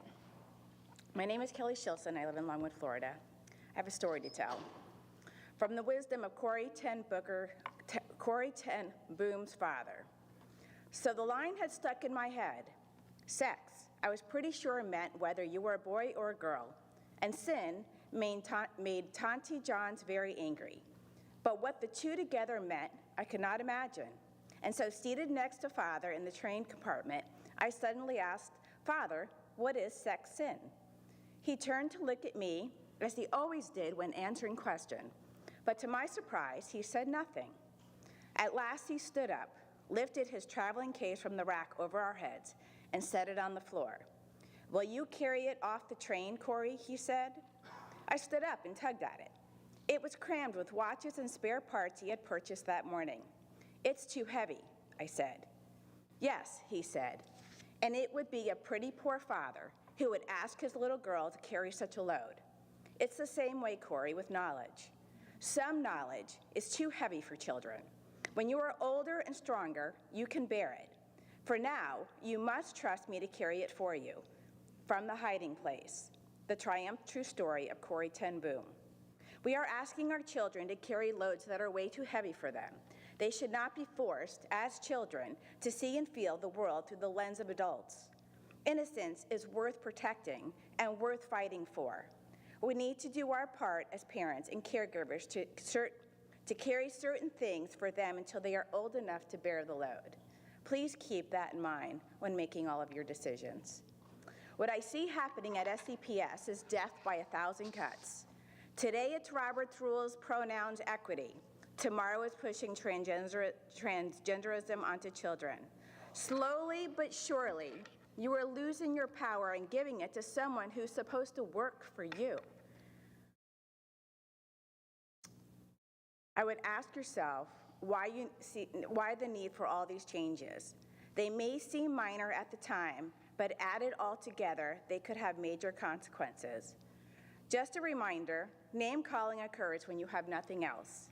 And by the way, in elementary school this week, in Scholastic, there was a Black Lives Matter for elementary and a transgender book for boys called The Other Boy. That's in elementary school. That should not be allowed. I know that things are being checked on by other people, but Scholastic put it in the book fairs in elementary school. I think that's not appropriate. Thank you. Order. Order. Allow the other speaker. Hello. The scriptures say in Proverbs 22:6, train up a child in the way he should go, and when he is old, he will not depart from it. This is written to admonish parents to train their children in the ways of the Lord. But this is human nature, so the reverse is true also. Train up a child in sexuality, and they will not depart from it. Of course, our children have gender dysphoria. They have authority figures like their teachers asking them their pronouns, telling them that a boy can be a girl or a girl can be a boy. They see a guy who says he's a girl destroying women's sports, and they have a Supreme Court justice who is a woman and can't give a definition of what a woman is. Of course they're confused, and of course they're suicidal because they are confused. I was having a friendly discussion with a nice young lady the other day about banning some of the books in the libraries or our classrooms. She said that if they ban books with only one sexual explicit example in it, then they should ban the Bible with all the wars, etc. However, there is not one sexually explicit passage in the entire Bible, yet it is banned from being taught in our schools. Our nation was founded on Judeo-Christian values, and the Bible was taught in our schools, and that is one of the main reasons it became a great, free, and prosperous nation. The Lord has said, if you keep my commandments, you will prosper. That one mention of a sexually explicit passage from a book or a teacher plants a poison seed in the minds of that child. If you sexualize that child, then you destroy that child. If you destroy that child, you destroy their future, family happiness. If you destroy the family, you destroy society. And if you destroy society, you destroy the nation. And if you destroy this nation, you will destroy all hope of freedom in this world. If you destroy freedom in this world, then the kingmakers of this world control the whole world and destroy our freedom for their greed and self-interest. There is a reason that the 10th plank of the Communist Manifesto says, quote, free education for all children in government schools. If the state controls the schools, then they control the children, and future generations through government indoctrination with sexualization and socialist Marxist propaganda. The people at the top who are pushing the agenda with their money and political power are not interested in your happiness, our happiness, or our children's happiness. They are only interested in power for themselves. And since I have a couple seconds, last week I was speaking at the Orange County School Board on First Amendment freedom, which I've spoken here before. And I had an exchange with the chairman of the school board, Teresa Jacobs. And it was a very nice change, and we actually agreed on most everything. But it was very refreshing to have an interchange with a school board member during the meeting. And so I would ask the school board to consider that as a change in your policy in your meetings. Thank you.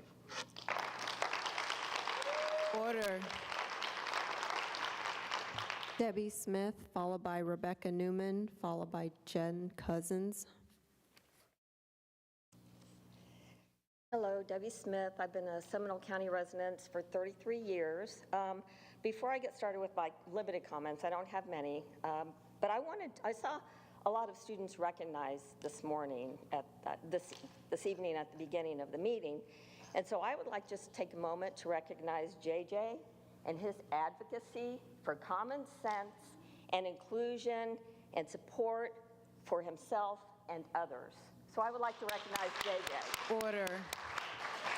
All right, with that said, I've also been, I'm a parent, I'm an educator, a resident of the community, and I did teach early childhood for 16 years. And I'm kind of surprised we're even here talking about this bill because it really isn't necessary. What they think is happening or want everyone to think is happening is not happening. It's not happening in the early childhood classrooms. Grooming isn't taking place. I taught for 16 years. I don't even know what they're talking about. I don't know what they're talking about. So I'd like to see what proof the governor had and legislators had to even bring this bill up, because it's not a thing. The way I look at the bill is, I don't even say it's like, I know it's a parents' takeaway rights bill, maybe, or it's a I don't even think it's don't say gay. I think it's don't be gay. That's what I think. They don't want people to be gay. And it's just amazing to me that this has to take up a whole school board meeting. Teachers have to tiptoe around how they interact with students, what discussions they're going to have in the classroom. It's crazy, and it's not necessary. So all I have to say is, I think the school board should recognize June as Pride Month. You recognize other months, Hispanic Heritage Month. You recognize a lot of things. So if you're going to err on the side of inclusion, not exclusion. Don't put people in the shadows. Don't make them afraid to be seen. And if parents aren't comfortable talking about that with their kids, that's a parenting problem. That is not a school board problem. And there's 3 branches of government, and the Bible isn't one of them. Order. Order, please.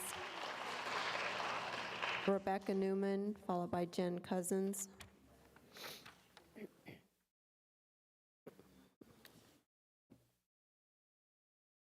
Good evening, I'm Rebecca Newman from Oviedo.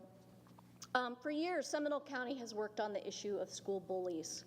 The state even has laws now for students who face unrelenting torment. I'm familiar with how bullies operate. They act out because they have something to prove, because they have low self-esteem, or they're scared. But I also know that to defeat the bully, one must keep a level head, but show strength and refusal to be pushed around.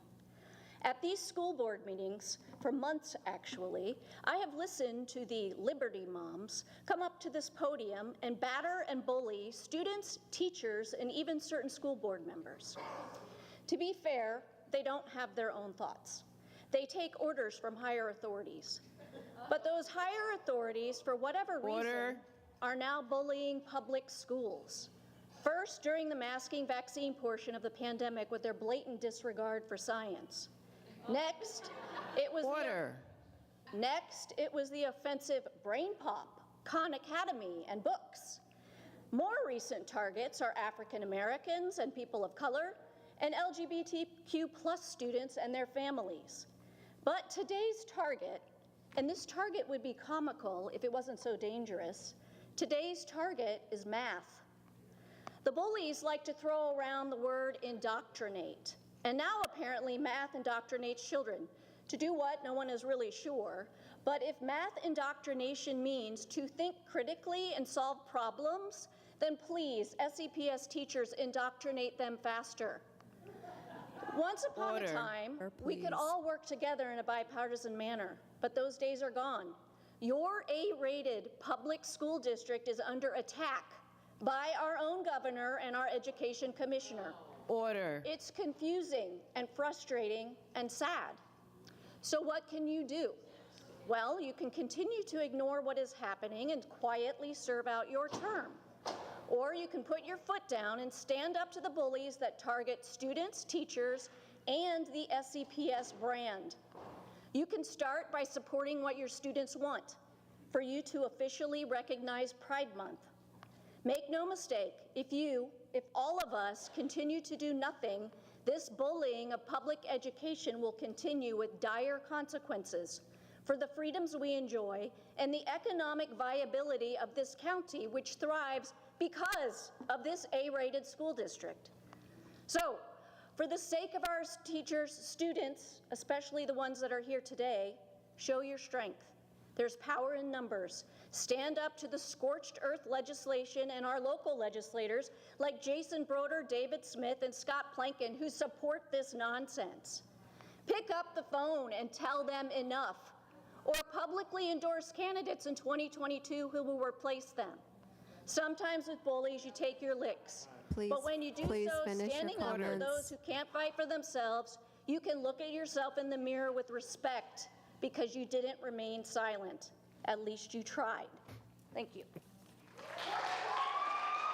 Order, please. Order, please. Jen Cousins. Order. Jen Cousins.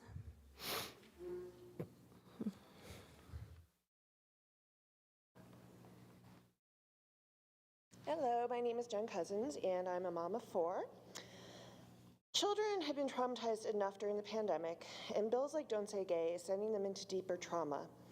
I was part of a private roundtable with U.S. Secretary Cardona recently, where he listened to us parents of LGBTQ youth to learn how he and the president can best support us. He listened intently to us and reassured us that the administration has our backs. In a recent survey by the Trevor Project, 1 in 5 trans and non-binary youth attempted suicide last year. Those statistics are horrifying, and I dread to hear what they will be next year. I have 4 children in public school from grades K to 8, and I can assure you that never once has sexuality been discussed in their classrooms. Since when did we start believing that teachers are demons out to defile our children and stop respecting them as the caring professionals that they are? I can assure you that no one becomes an educator in Florida because of the great pay, benefits, or supportive environment. Our educators are here because they have a passion for teaching and caring for kids. Lobbying the phrase groomer at teachers and others who support the LGBTQ community is not only infantile, but is sinister in the fact that it diminishes the trauma that occurs to actual victims of grooming. Not only that, but you are teaching your children that hate and bigotry is okay. Members of the LGBTQ community are our family, our friends, and our neighbors. They've been here since the beginning of time, and they are going to disappear. You as a school board need to be sure that you do everything in your power to protect our LGBTQ students, because thanks to the Blue Shirt Moms Brigade and the nefarious Florida Republicans, their lives now literally depend on it. With that being said, you must recognize Pride Month this year to show these students that you see them and you respect them. Central Florida is the home of Pulse. We do not let hate win. Order. Next speaker is Will, and I apologize, I cannot read your last name, but it starts with L.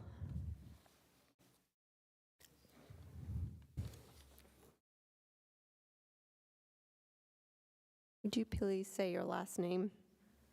Yeah, sorry, I read in cursive. My last name's Larkins. Thank you. Let me open my notes really quick. Hello, school board. First of all, thank you so much for having me. My name is Will Larkins. I'm a 17-year-old junior. I'm the president of my school's queer student union. I'm a straight A student. Growing up, I was never taught about the existence of my community, the LGBTQ community. I'm gay and non-binary, and until 7th grade, I didn't know that being queer was a thing.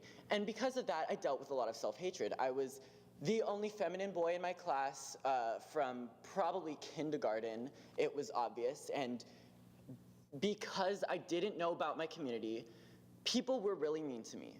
People didn't know what to make of me, and I didn't know what to make of me. So I hated myself, and I thought I was broken by the 4th grade. I have never once learned about sexuality or gender identity in schools, and that is the issue. Students have a right to learn about their existence and their community.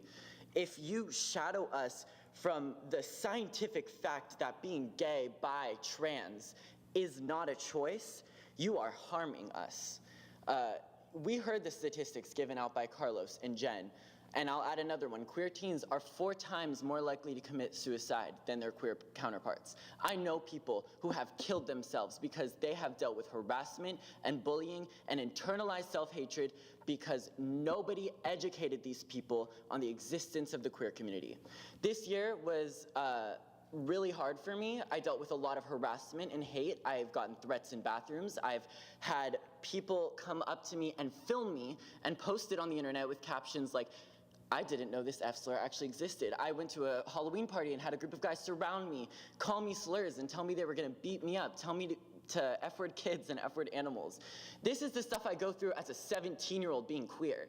And it is because of the lack of education. Being here has been hard today. Hearing how people talk about my community is deeply disturbing. I wasn't groomed into being this way. I wasn't taught about who I was, and I'm still here. And here, it's genuinely so frightening. We don't learn about queer history in schools. I don't know how many people in this room know about the Stonewall Uprising, but I'm gonna guess it's very few. My history teacher, in fact, didn't know about the Stonewall Uprising, which was a pivotal moment in queer history in America. So I'm asking the school board to please include LGBTQ history in curriculum. Being gay, being trans, being bi, being a lesbian, it doesn't have to do with sex. It's not inherently perverted.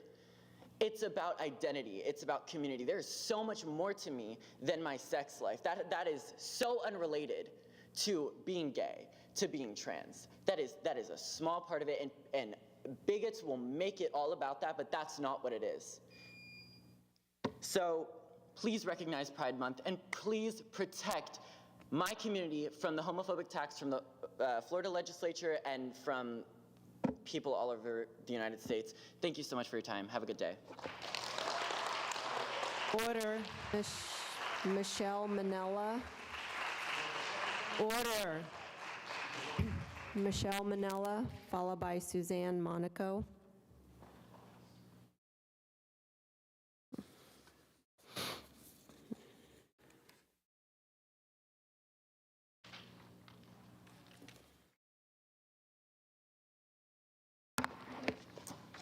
My name is Michelle Manella. I'm from Longwood. We've heard the word bigot used quite a bit tonight. It's defined as intolerance, unreasonable attachment to an opinion, practice, or political organization, intolerance of the opinions of others.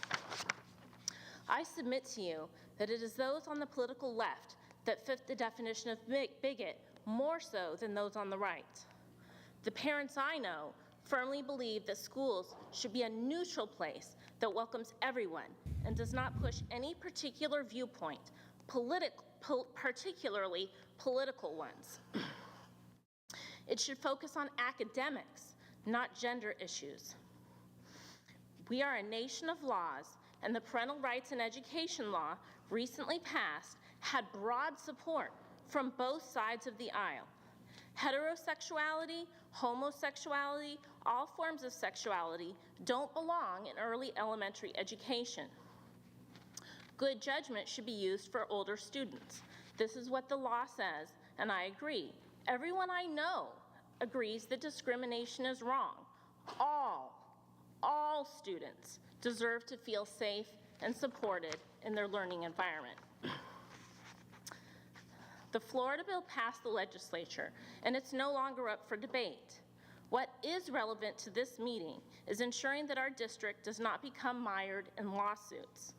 The bill sides with parents, as it should, letting them decide when and how their kids will be exposed to sexual content. Today, however, some teachers and administrators treat parents as hostile adversaries and impediments to gender indoctrination.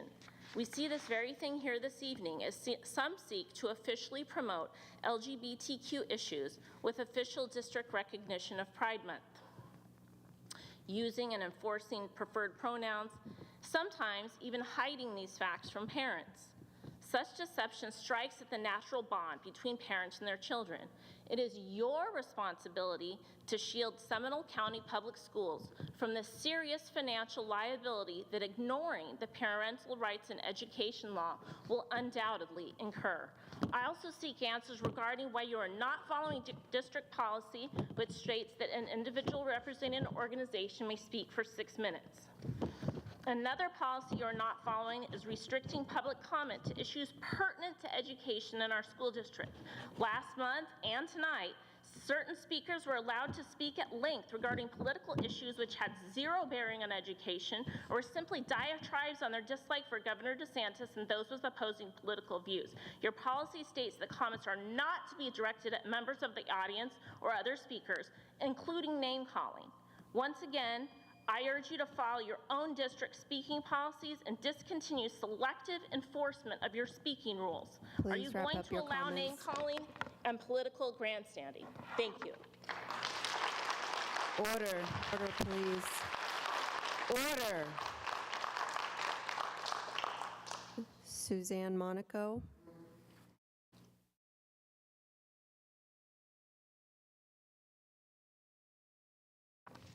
Good evening. My name is Suzanne Monaco, and I live in Winter Springs with my 2 teenagers. I wanted to share this evening a few positives. I know we haven't heard many of those tonight, and also some concerns that I have since moving here from Bend, Oregon last summer. First, I wanted to thank you for allowing the public any time to comment, because if you were standing in Bend, Oregon right now, you get 10 minutes for public comment, and then they have a special session for listening only, where you have to submit your questions beforehand, and then maybe they'll pick your question. So thank you, because it is divisive, which I've seen in Oregon, and I appreciate your time and patience with all of us. So on to some recent positives. My son attends Indian Trails Middle School. About a month ago, he came home with a very disturbing and upsetting video of 2 boys fighting. I just couldn't believe what I was seeing. So I immediately sent an email to the principal about my concerns, because I was very upset. I wanted to let you know that the following evening at 6 p.m. after work hours, Mrs. Erchaffee called me personally, and we spent 30 minutes on the phone talking through what had happened. She talked about how she's done research on the aggressive incidences that have been happening over the last 5 years, the resources officer on campus, how the school would be handling it with an assembly, and how they were continuing to work with the teens that this was happening to. I was very impressed, and I was very relieved, and I really want to call her out. Secondly, long story short, but my 17-year-old daughter, who is currently in a dual enrollment homeschool program, wanted to explore going back to high school for her senior year. So I called Winter Springs High School, and I met with this wonderful guidance counselor called Mrs. Marcia McBride. The woman spent over 2 hours with us, and I can't tell you how much I appreciate it. The woman is a gem. What we learned was mind-blowing. I wish I had gone when we had moved, because the standards in the state of Florida are much more difficult to get your high school diploma than they are in the state of Oregon. And I thank you for that. And to me, to hear what's been going on with the school board meeting tonight and to be following, I don't want to see you go down the path of what I've witnessed and lived through in Bend, Oregon. So now on to my concern. So my son sent me a text when you were allowing the students to have the protest over the Don't Say Gay bill. I quickly had to diffuse this because he was very upset. He didn't know what it meant. He didn't know why this was happening, why his friends were being called out. So we were texting back and forth, back and forth. Net, at the end of the day, and after hearing everyone here, I have to say we missed a teaching opportunity.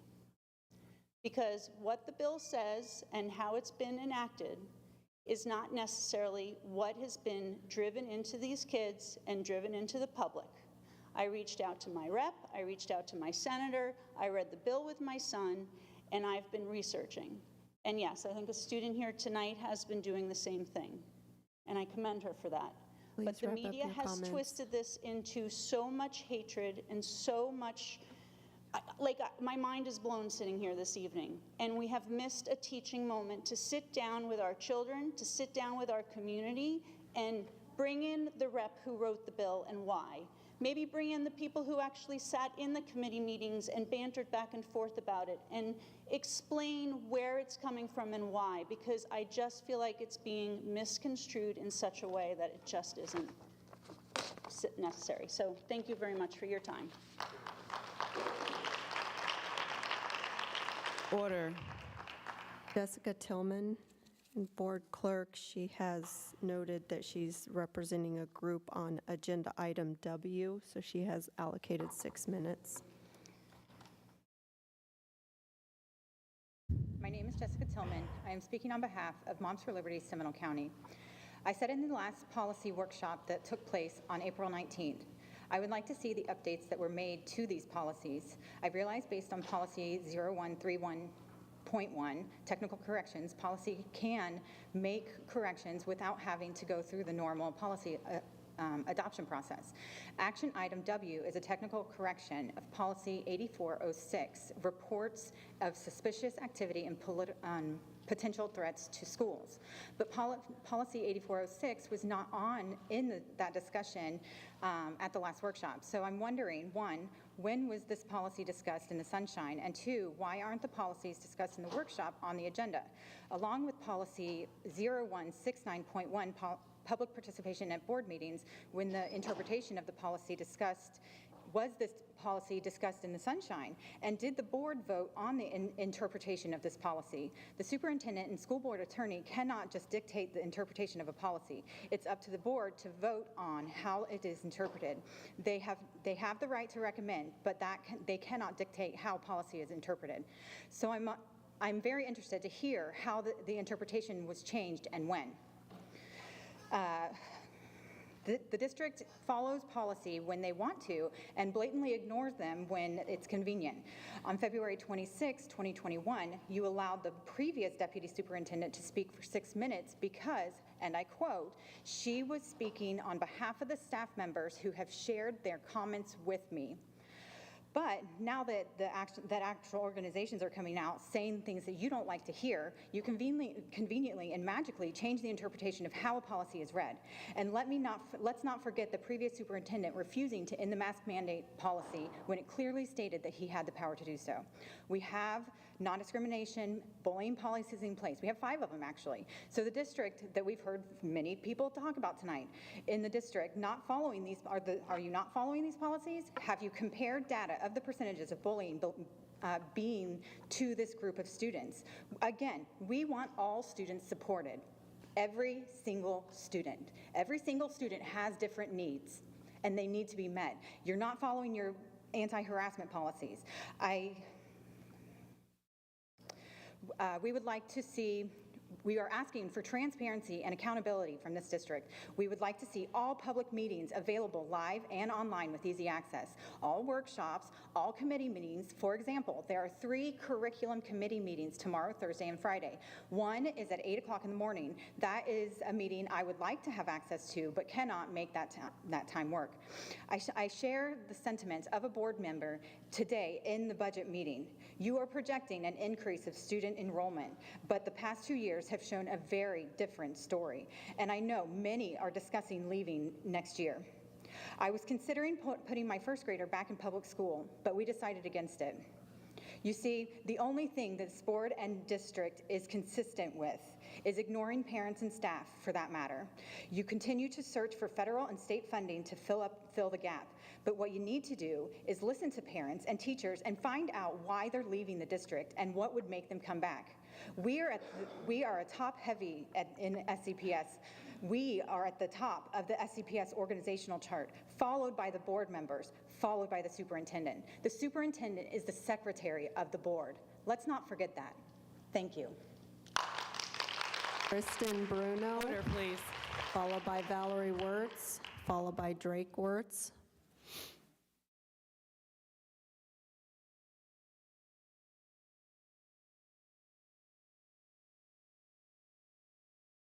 Hi, my name is Valerie Wirtz. Protecting your core values is not wrong. We are at an impasse with the current culture. Biblical principles are being challenged and portrayed as hateful. This is wrong. According to the recent census, 70% of Americans are Christians, and an additional 23% of Americans teach a religious worldview. That means 93% of Americans follow a creator-based worldview. Childhood innocence is a pinnacle of family. The American nuclear family is an obstacle to the Marxist revolution. The family unit must be destroyed for the Marxist revolution. We see programs such as CRT, social emotional learning, as well as comprehensive sex education, advancing such goals. Yet, public schools are adapting such programs. CRT, SEL, and CSE are in direct conflict with biblical principles. They are in defiance with a biblical worldview. Again, 70% of Americans are Christians, and another 23% are religious affiliate. Whose interests are being promoted? American public schools have followed a classical liberal arts model of reading, writing, and arithmetic successfully. Leave the social ideology out of schools. Social issues are for parents to educate. Our rights as parents do not end at the classroom door. Finally, go where you are celebrated, not where you are tolerated. Our children in Seminole County deserve to be celebrated, and not for their sexuality. Preserve their innocence. They are children after all. Thank you. Order. Drake Wertz.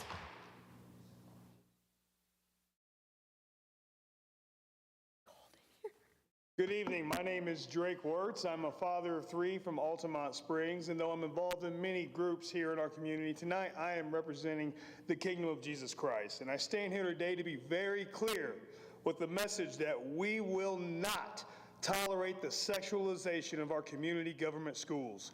We will not allow contradictions to our biblical worldview to be pushed in our schools. Our beliefs are a protected class. That is according to the Florida statutes and the Florida Civil Rights Act of 1992. If the LGBTQ agenda and indoctrination of queer theory is allowed to be a focus and pushed in Seminole County Public Schools, this will be met with the largest public school exit that this state has ever seen. We will call upon all Christian patriots in our community to join the readily growing number of Christians who are taking advantage of state scholarship programs, or join us in the many homeschool programs that we have. We are called to raise up our children in the way that they should grow, as was stated in Proverbs 22:6. You cannot give your children to Rome and not expect them to be Romans at the end of 13 years. We love our neighbors. Let me express that. We love our neighbors, no matter their ideology. However, we will not live in conflict with God's word with them. Schools should be safe and respectful for all who attend. The conflicts that are a focus here are outside of the scope of education, and it violates personal convictions. Finally, we need to make sure that we are creating safe environments for our youth, and that should never include sexualization of any kind. Let kids be kids. Let us, as the adults, carry out the burdens of political issues, take politics and social justice out of our schools. Let parents teach their own children on these issues. And lastly, for my friends that are the colleagues here on the other side of the room, allow me to give you your biology lesson for the week. There are 2 sets of chromosomes, XX and XY. Let's keep Seminole great. God bless you. Order, please. Order. Order, please. Kristen Bruno.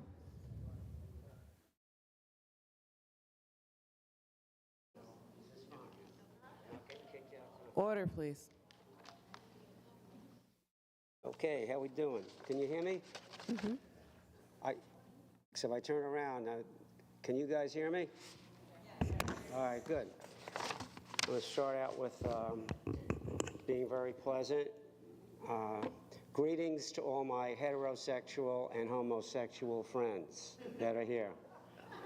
Okay? I wrote down a lot of stuff. I'm going to just cut it short, though, because I think we can all agree that living in this country is the best thing for all of us. Right? Not getting thrown off of buildings or anything like that, okay? I think we all know somebody. If we're straight, we know some people that are gay, or vice versa. It doesn't matter. We all get along. What's going on right now is some kind of division. I don't know where it's coming from, but they're trying to divide us more and more and more. That's what they're trying to do. okay? You got to see that. There are a lot of things going on. We always had, you know, arguments, you know, about different things. But listen, if gays, and I can't say the word gay tonight because none of you seem so happy and gay, okay? Order. So, listen, there's things going on, and everybody seems to be feeling like a victim. Don't think you're the only ones that feel like you're a victim. Everybody at some time or another feels like they're a victim, okay? You got to get over it. You got to get over it and stop crying, okay? And that goes for the T people as well. Order. All right? Order, please. I've done. Direct your comments to the board. Time's up. Please direct your comment to the board. I'm sorry. I'm sorry. I was trying to. Yeah. I understand. Yeah. Yeah. And as far as that goes, with respect to God, I'm religious. Everybody was born a certain way. I believe that. And you can't change it. Meaning you can't change it in the schools either, so don't try it, okay? We're all going to get along and things are going to work out. As far as the school stuff goes, the only comment, it has nothing to do with the sex thing. My kids went to Seminole County schools. They're great schools, okay? Like I said, things are changing right now crazily. I don't know why this is happening, what's going on, or whatever. But there's a good educational system here. But I remember back, I have a few engineering degrees. I know math and statistics very well. When my kids started with this stuff called the new math, I said, what's this for? And I started to realize it. I didn't realize it then. The schools were indoctrinating our kids to learn a new math that didn't need to be learned because the math from Galileo and Newton and all of that going on to now always worked and put us on the moon and did a lot of other things. There was no need for it. They were being indoctrinated. Every one of you could probably relate to that. You didn't know why it was happening. I didn't know why it was happening. Please wrap up your comments. I had to teach my kids. Okay, anyway, it's just something to think about. This indoctrination has been occurring in different parts of the educational system. Think about it and always be alert to it. Thank you. Order. Leslie Kirchenbaum, followed by Cheryl Bryant.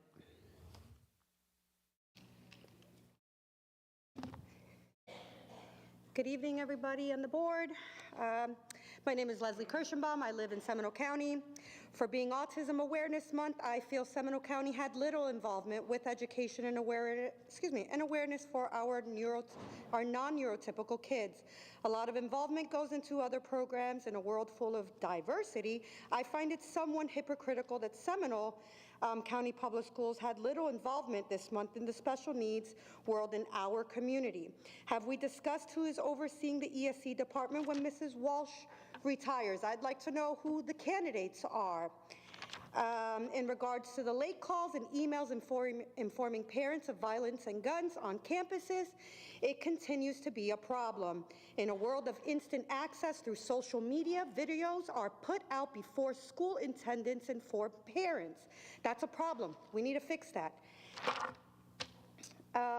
Remote learning program, now that it's over, are we going to invest in mental health programs?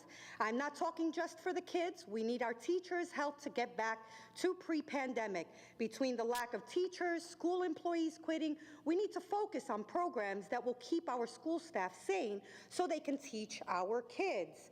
I hate to remind everyone, but we are in a conservative red state. You better believe you're going to have people who oppose teaching kids about sexuality in a school environment. Public education enrollment continues to drop. You want to see it drop further? Keep pushing this woke stuff onto our kids who just want to learn. You're going to be met with continued opposition. Polarization of sex and race continues in our nation. Our politicians want nothing more but to divide and conquer. You push this Sexuality Pride Month into public schools, and I promise you, y'all ain't seen nothing. You think we were crazy when you muzzled our kids? The bill decides what is age appropriate. Parents' right in education. Y'all are losing credibility when you keep calling it Don't Say Gay bill, which not once does it say anything about that in the bill. Read it, ladies and gentlemen. Please read it. Love is love is love. I wholeheartedly agree. Where was that love when all the mass Nazis wanted our youth masked because adults were afraid, so they used our kids as shields? Spare us with that love is love is love. You have people here who have lost a lot based on their convictions, going against all of you forcing mandates and masks these last 2 years. We know a thing or two about discrimination. So it isn't bigotry. This is protecting our youth from your sick liberal agendas. And as long as fearless, brave parents exist to go against your ideologies, we will continue to show up here, and we will continue to go to our legislators to ensure Florida kids are protected. Thank you. Have a good day. Order. Hello, everybody. Thank you for the opportunity to speak. Just wanted to say that I love you all. I pray for you on a daily basis. I hope that everybody in here that God shines his face on them and that he blesses them. I wanted to pull out, what I have right here is the public participation at board meetings. It was last revised December 14, 2021. And it says that the board requires all participants to engage in meaningful but civil communications, and that speakers and audience members will comply with the following. Speakers shall not use loud or offensive language, inappropriate gestures, profanity, or any other language that in the discretion of the presiding officer is intended to bully, belittle, tease, or demean another individual, or that is otherwise abusive or obscene. That seems like a pretty good rule. Speakers shall refrain from making disparaging remarks about or to any individual. I'm going to read those again. Speakers shall not use loud or offensive language, inappropriate gestures, profanity, or any other language that in the discretion of the presiding officer is intended to bully, belittle, tease, or demean another individual, or that is otherwise abusive or obscene. Speakers shall refrain from making disparaging remarks about or to any individual. Well, it seemed like there was a lot of that going on tonight and nothing was done about it. It seems like there might be two sets of rules. It seems like that some people are allowed to be called bigots, and if you play this tape back, and you play a number of these tapes back, a number of these meetings, it's interesting who's calling whom what. And I implore you to follow your own rules, because that's just not right. And it's not right to have two sets of rules. And I'd just like to read, "Blessed are the poor in spirit, for theirs is the kingdom of heaven. Blessed are those who mourn, for they will be comforted. Blessed are the meek, for they will inherit the earth. Blessed are those who hunger and thirst for righteousness, for they will be filled. Blessed are the merciful, for they will be shown mercy. Blessed are the pure in heart, for they will see God. Blessed are the peacemakers, for they will be called the children of God. Blessed are those who are persecuted because of righteousness, for theirs is the kingdom of heaven. Blessed are you when people insult you, persecute you, and falsely say all kinds of evil against you because of me. Rejoice and be glad, because great is your reward in heaven, for in the same way they persecuted the prophets who were before you." Thank you. God bless all of you. God bless all of you. Order. Okay, Member Kraus, you asked for item 6R pulled. Can you clarify, is that for clarification or for separate consideration?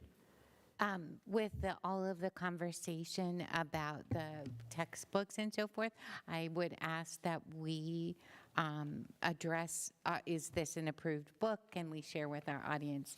Because it's in the consent agenda, the audience may not be aware. And so, Dr. Weishong, would you be willing to address that? Absolutely. Dr. Weissong will come up, but Member Kraus, the book is on the state-approved list, and Dr. Weissong will address why there's only one textbook that is in your agenda for tonight. Thank you. Good evening, board members. Thank you for the question, Member Kraus. So tonight, the single book that you're being asked to approve, that action item, that book is on the state-approved list, and that's why it was brought tonight. If we had, following the schedule that we've been working under, there are 3 other courses that would have come tonight. Our district committee of teachers and administrators have recommended materials. Those are not on the state list that were published April 15, so those are on hold pending resolution. You're comfortable staying in consent? Okay. Thank you. Thank you, Dr. Weissong. Do I have a motion to approve the consent agenda? So moved. Second. Any discussion? All in favor say aye. Aye. Aye. Any opposed? Motion carries.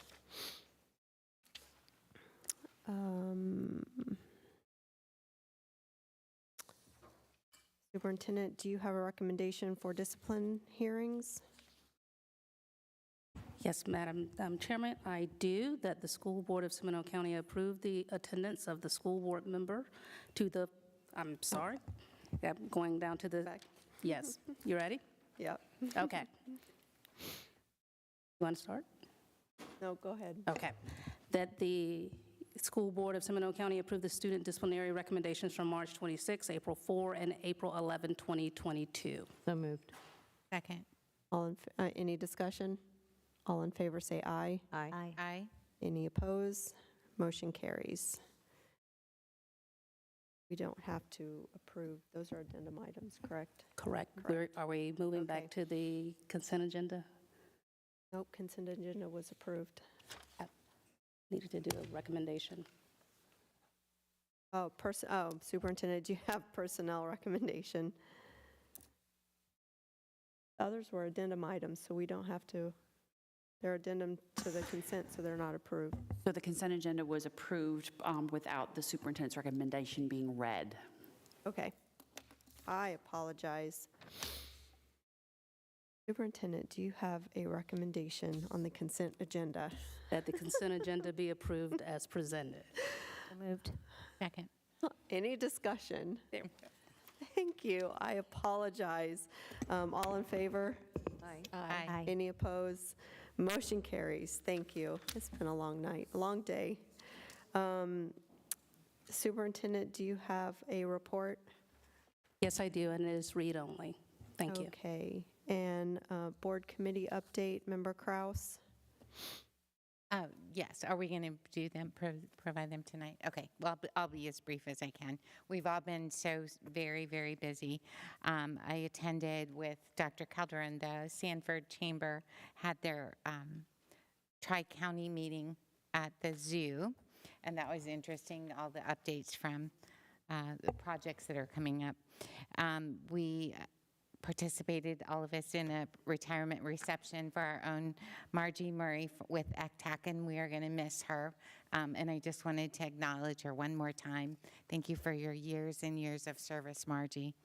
I'm going to take Strolling with Sarita because I am the first one to speak tonight. So the district, once again, came through, shined through. I don't know how many families, I would guess 6,000 or 7,000 people were there, maybe? And I'm looking at Ms. Smith. I know we had around 1,900 Oh, I entries. was way off. Yeah. Okay. Looks like even more. Yeah, it did look like a lot, but it was a beautiful day, and thank you for continuing to provide a healthy district for our staff and their families. And last night, this is my last one, I'm trying to save some for everybody else. We attended the district-wide Young Men and Young Women of Excellence Awards at Lake Howell. Thank you for hosting Lake Howell High School. It was such an honor to recognize these students, and they've all worked very hard from very difficult beginnings, and so I'm just really proud of them. Thank you.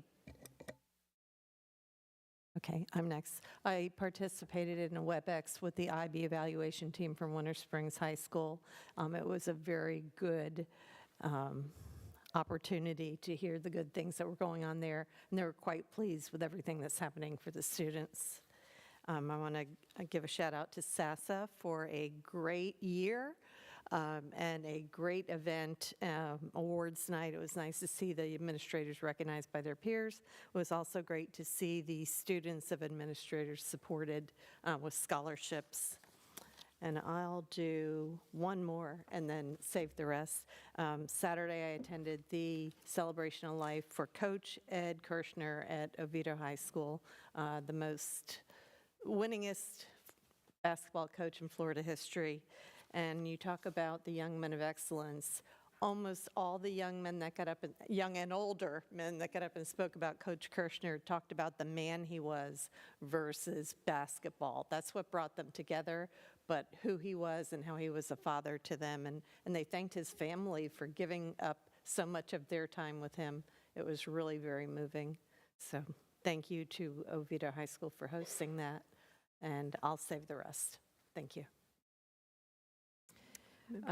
I'll just report on my committees that I represented the board on. I sent you all an email earlier this week on the SHAC committee. The big takeaway from there, the health department has a healthy weight program, and they're going to be working with Mary Lane and Richard Miles on our team to help us within the schools as far as within PE and nutrition, so I appreciate that. The Seminole Chamber held their issues committee meeting. I also sent you a taped version of that where Chris Carmody gave us an update from Gray Robinson of our legislative time in Tallahassee this year. And our Insurance and Wellness Committee met and had the same meeting that we as a board held at our Insurance and Wellness work session. So that was a duplicate for there. I'll just do a few other shows. The arts are truly alive in Seminole County Schools. The past few weeks we had our spring art show at the Seminole Town Center. So thank you to Mary Lane and all of our art teachers that took their own personal time on the weekends to set up that display, along with our AP art show hosted by Seminole State College. The artwork was phenomenal. I'm still trying to buy a few pieces, but the students haven't got back to me yet, so I'm hoping. Bravo in our middle school area for the Battle of the Books. Sanford Middle School again won that competition annual. It's exciting to see middle school students so excited to read, and I think the highlight of the day for me was a lot of the students were so passionate about their answers, they actually were fighting the teachers on what they felt the answer was. So it was a great learning exercise for them to advocate for themselves and for them to present facts, and they acted well beyond their years, and I was just so proud of all of our teachers to be able to coach them and help them through that. And I know Ms. Pennick and I, as far as interacting with the community, which will hopefully be a benefit for our employees and students, the Walmart Health Center just had their ribbon cutting here in Sanford, and that is on our insurance plan, and so hopefully we'll make easier access for quality health care for all those in our community. And my last comment, representing on the Orlando Science Center, phenomenal year we're having fiscally this year as far as both gate receipts and grants being awarded, and we're waiting any day now to start the newest exhibit, Life. We're just waiting on approval to start the construction through Orange County, so that'll be exciting for our students. Thank you. I'm going to start with the Central Florida School Board Association Coalition. We met Monday, and we talked a lot about the different bills that are still on the governor's desk or that are still in special session. I would highly recommend everybody take some time to look at them. I feel like a lot of us have gotten wrapped up into one particular bill, and it has taken a lot of time away from the educational portion of the bills that we need to have passed, as well as the financial aspect, the money that we need to run our schools, get our books, get our teachers with higher salary increases. This money doesn't just come from us, it comes from the state and federal government, and we desperately need it. And I'm also going to say that I feel that our legislators spent too much time on a couple bills that probably shouldn't have been zeroed into as much. And we should have spent more time on making sure that our students have a well-rounded education. Also wanted to say that just out of observance, kill people with kindness, listening to everybody, and I can agree to disagree with everyone, but the cackling, it's just not, as a classroom teacher, first of all, I saw students in the audience that were so well behaved, and I admired them, and they're gone. I wanted to say this earlier to them, but let's learn from them, because the world has become so divided now that nobody can agree to disagree anymore. When did this become such an area, and I know half the people left in here, but hopefully they're listening, because we all need to work together. And in order for our schools and our community and our society to grow, is the only way for us to do it is to work together and build a better Seminole County. And we need to be representatives for that, meaning you all helping us do it. On the other incident, please check over all the bills. We went to the Lake Mary Safe Room. Thank you so much for all the people sponsoring that. The Safe Room is amazing with the mental health counselors that we have. Hopefully we will get more mental health counselors with the money coming in from the governor and legislators. And the zoo is doing really well. Right now, the 6 through 8-year-olds has sold out for the summer camp. The 9 through 12-year-olds is almost sold out. It may already be because my meeting was last week. And the 13 to 17-year-olds, we still have some seats available for summer camp. Their camp is amazing, and we have teachers that work there. Absolutely amazing. The zoo is doing really, really, really well. So on that note, I just hope that everybody takes the challenge to learn to work together, and that we can all divide and conquer, but successfully work and be better for our students and ourselves. Thank you. We all connected the RAM Connections graduation, very moving, and I just want to say a heartfelt thank you to all the mentors in that program that helped work with those kids. That was the first graduating class from when the program started, and it was just wonderful to hear the stories of not only the students but the mentors. We truly saw a difference in those kids, and it was wonderful. A special thank you to Department of Health for pushing to make sure that we got a grant successful to get some more laptops in the hands of our students. And then just a big thank you to all our staff and teams that helped make May is such a busy time. Graduation is coming up. Senior week has been celebrated in all the high schools, and creating special moments for all the seniors and all the students is a highlight, I think, of every end of the year.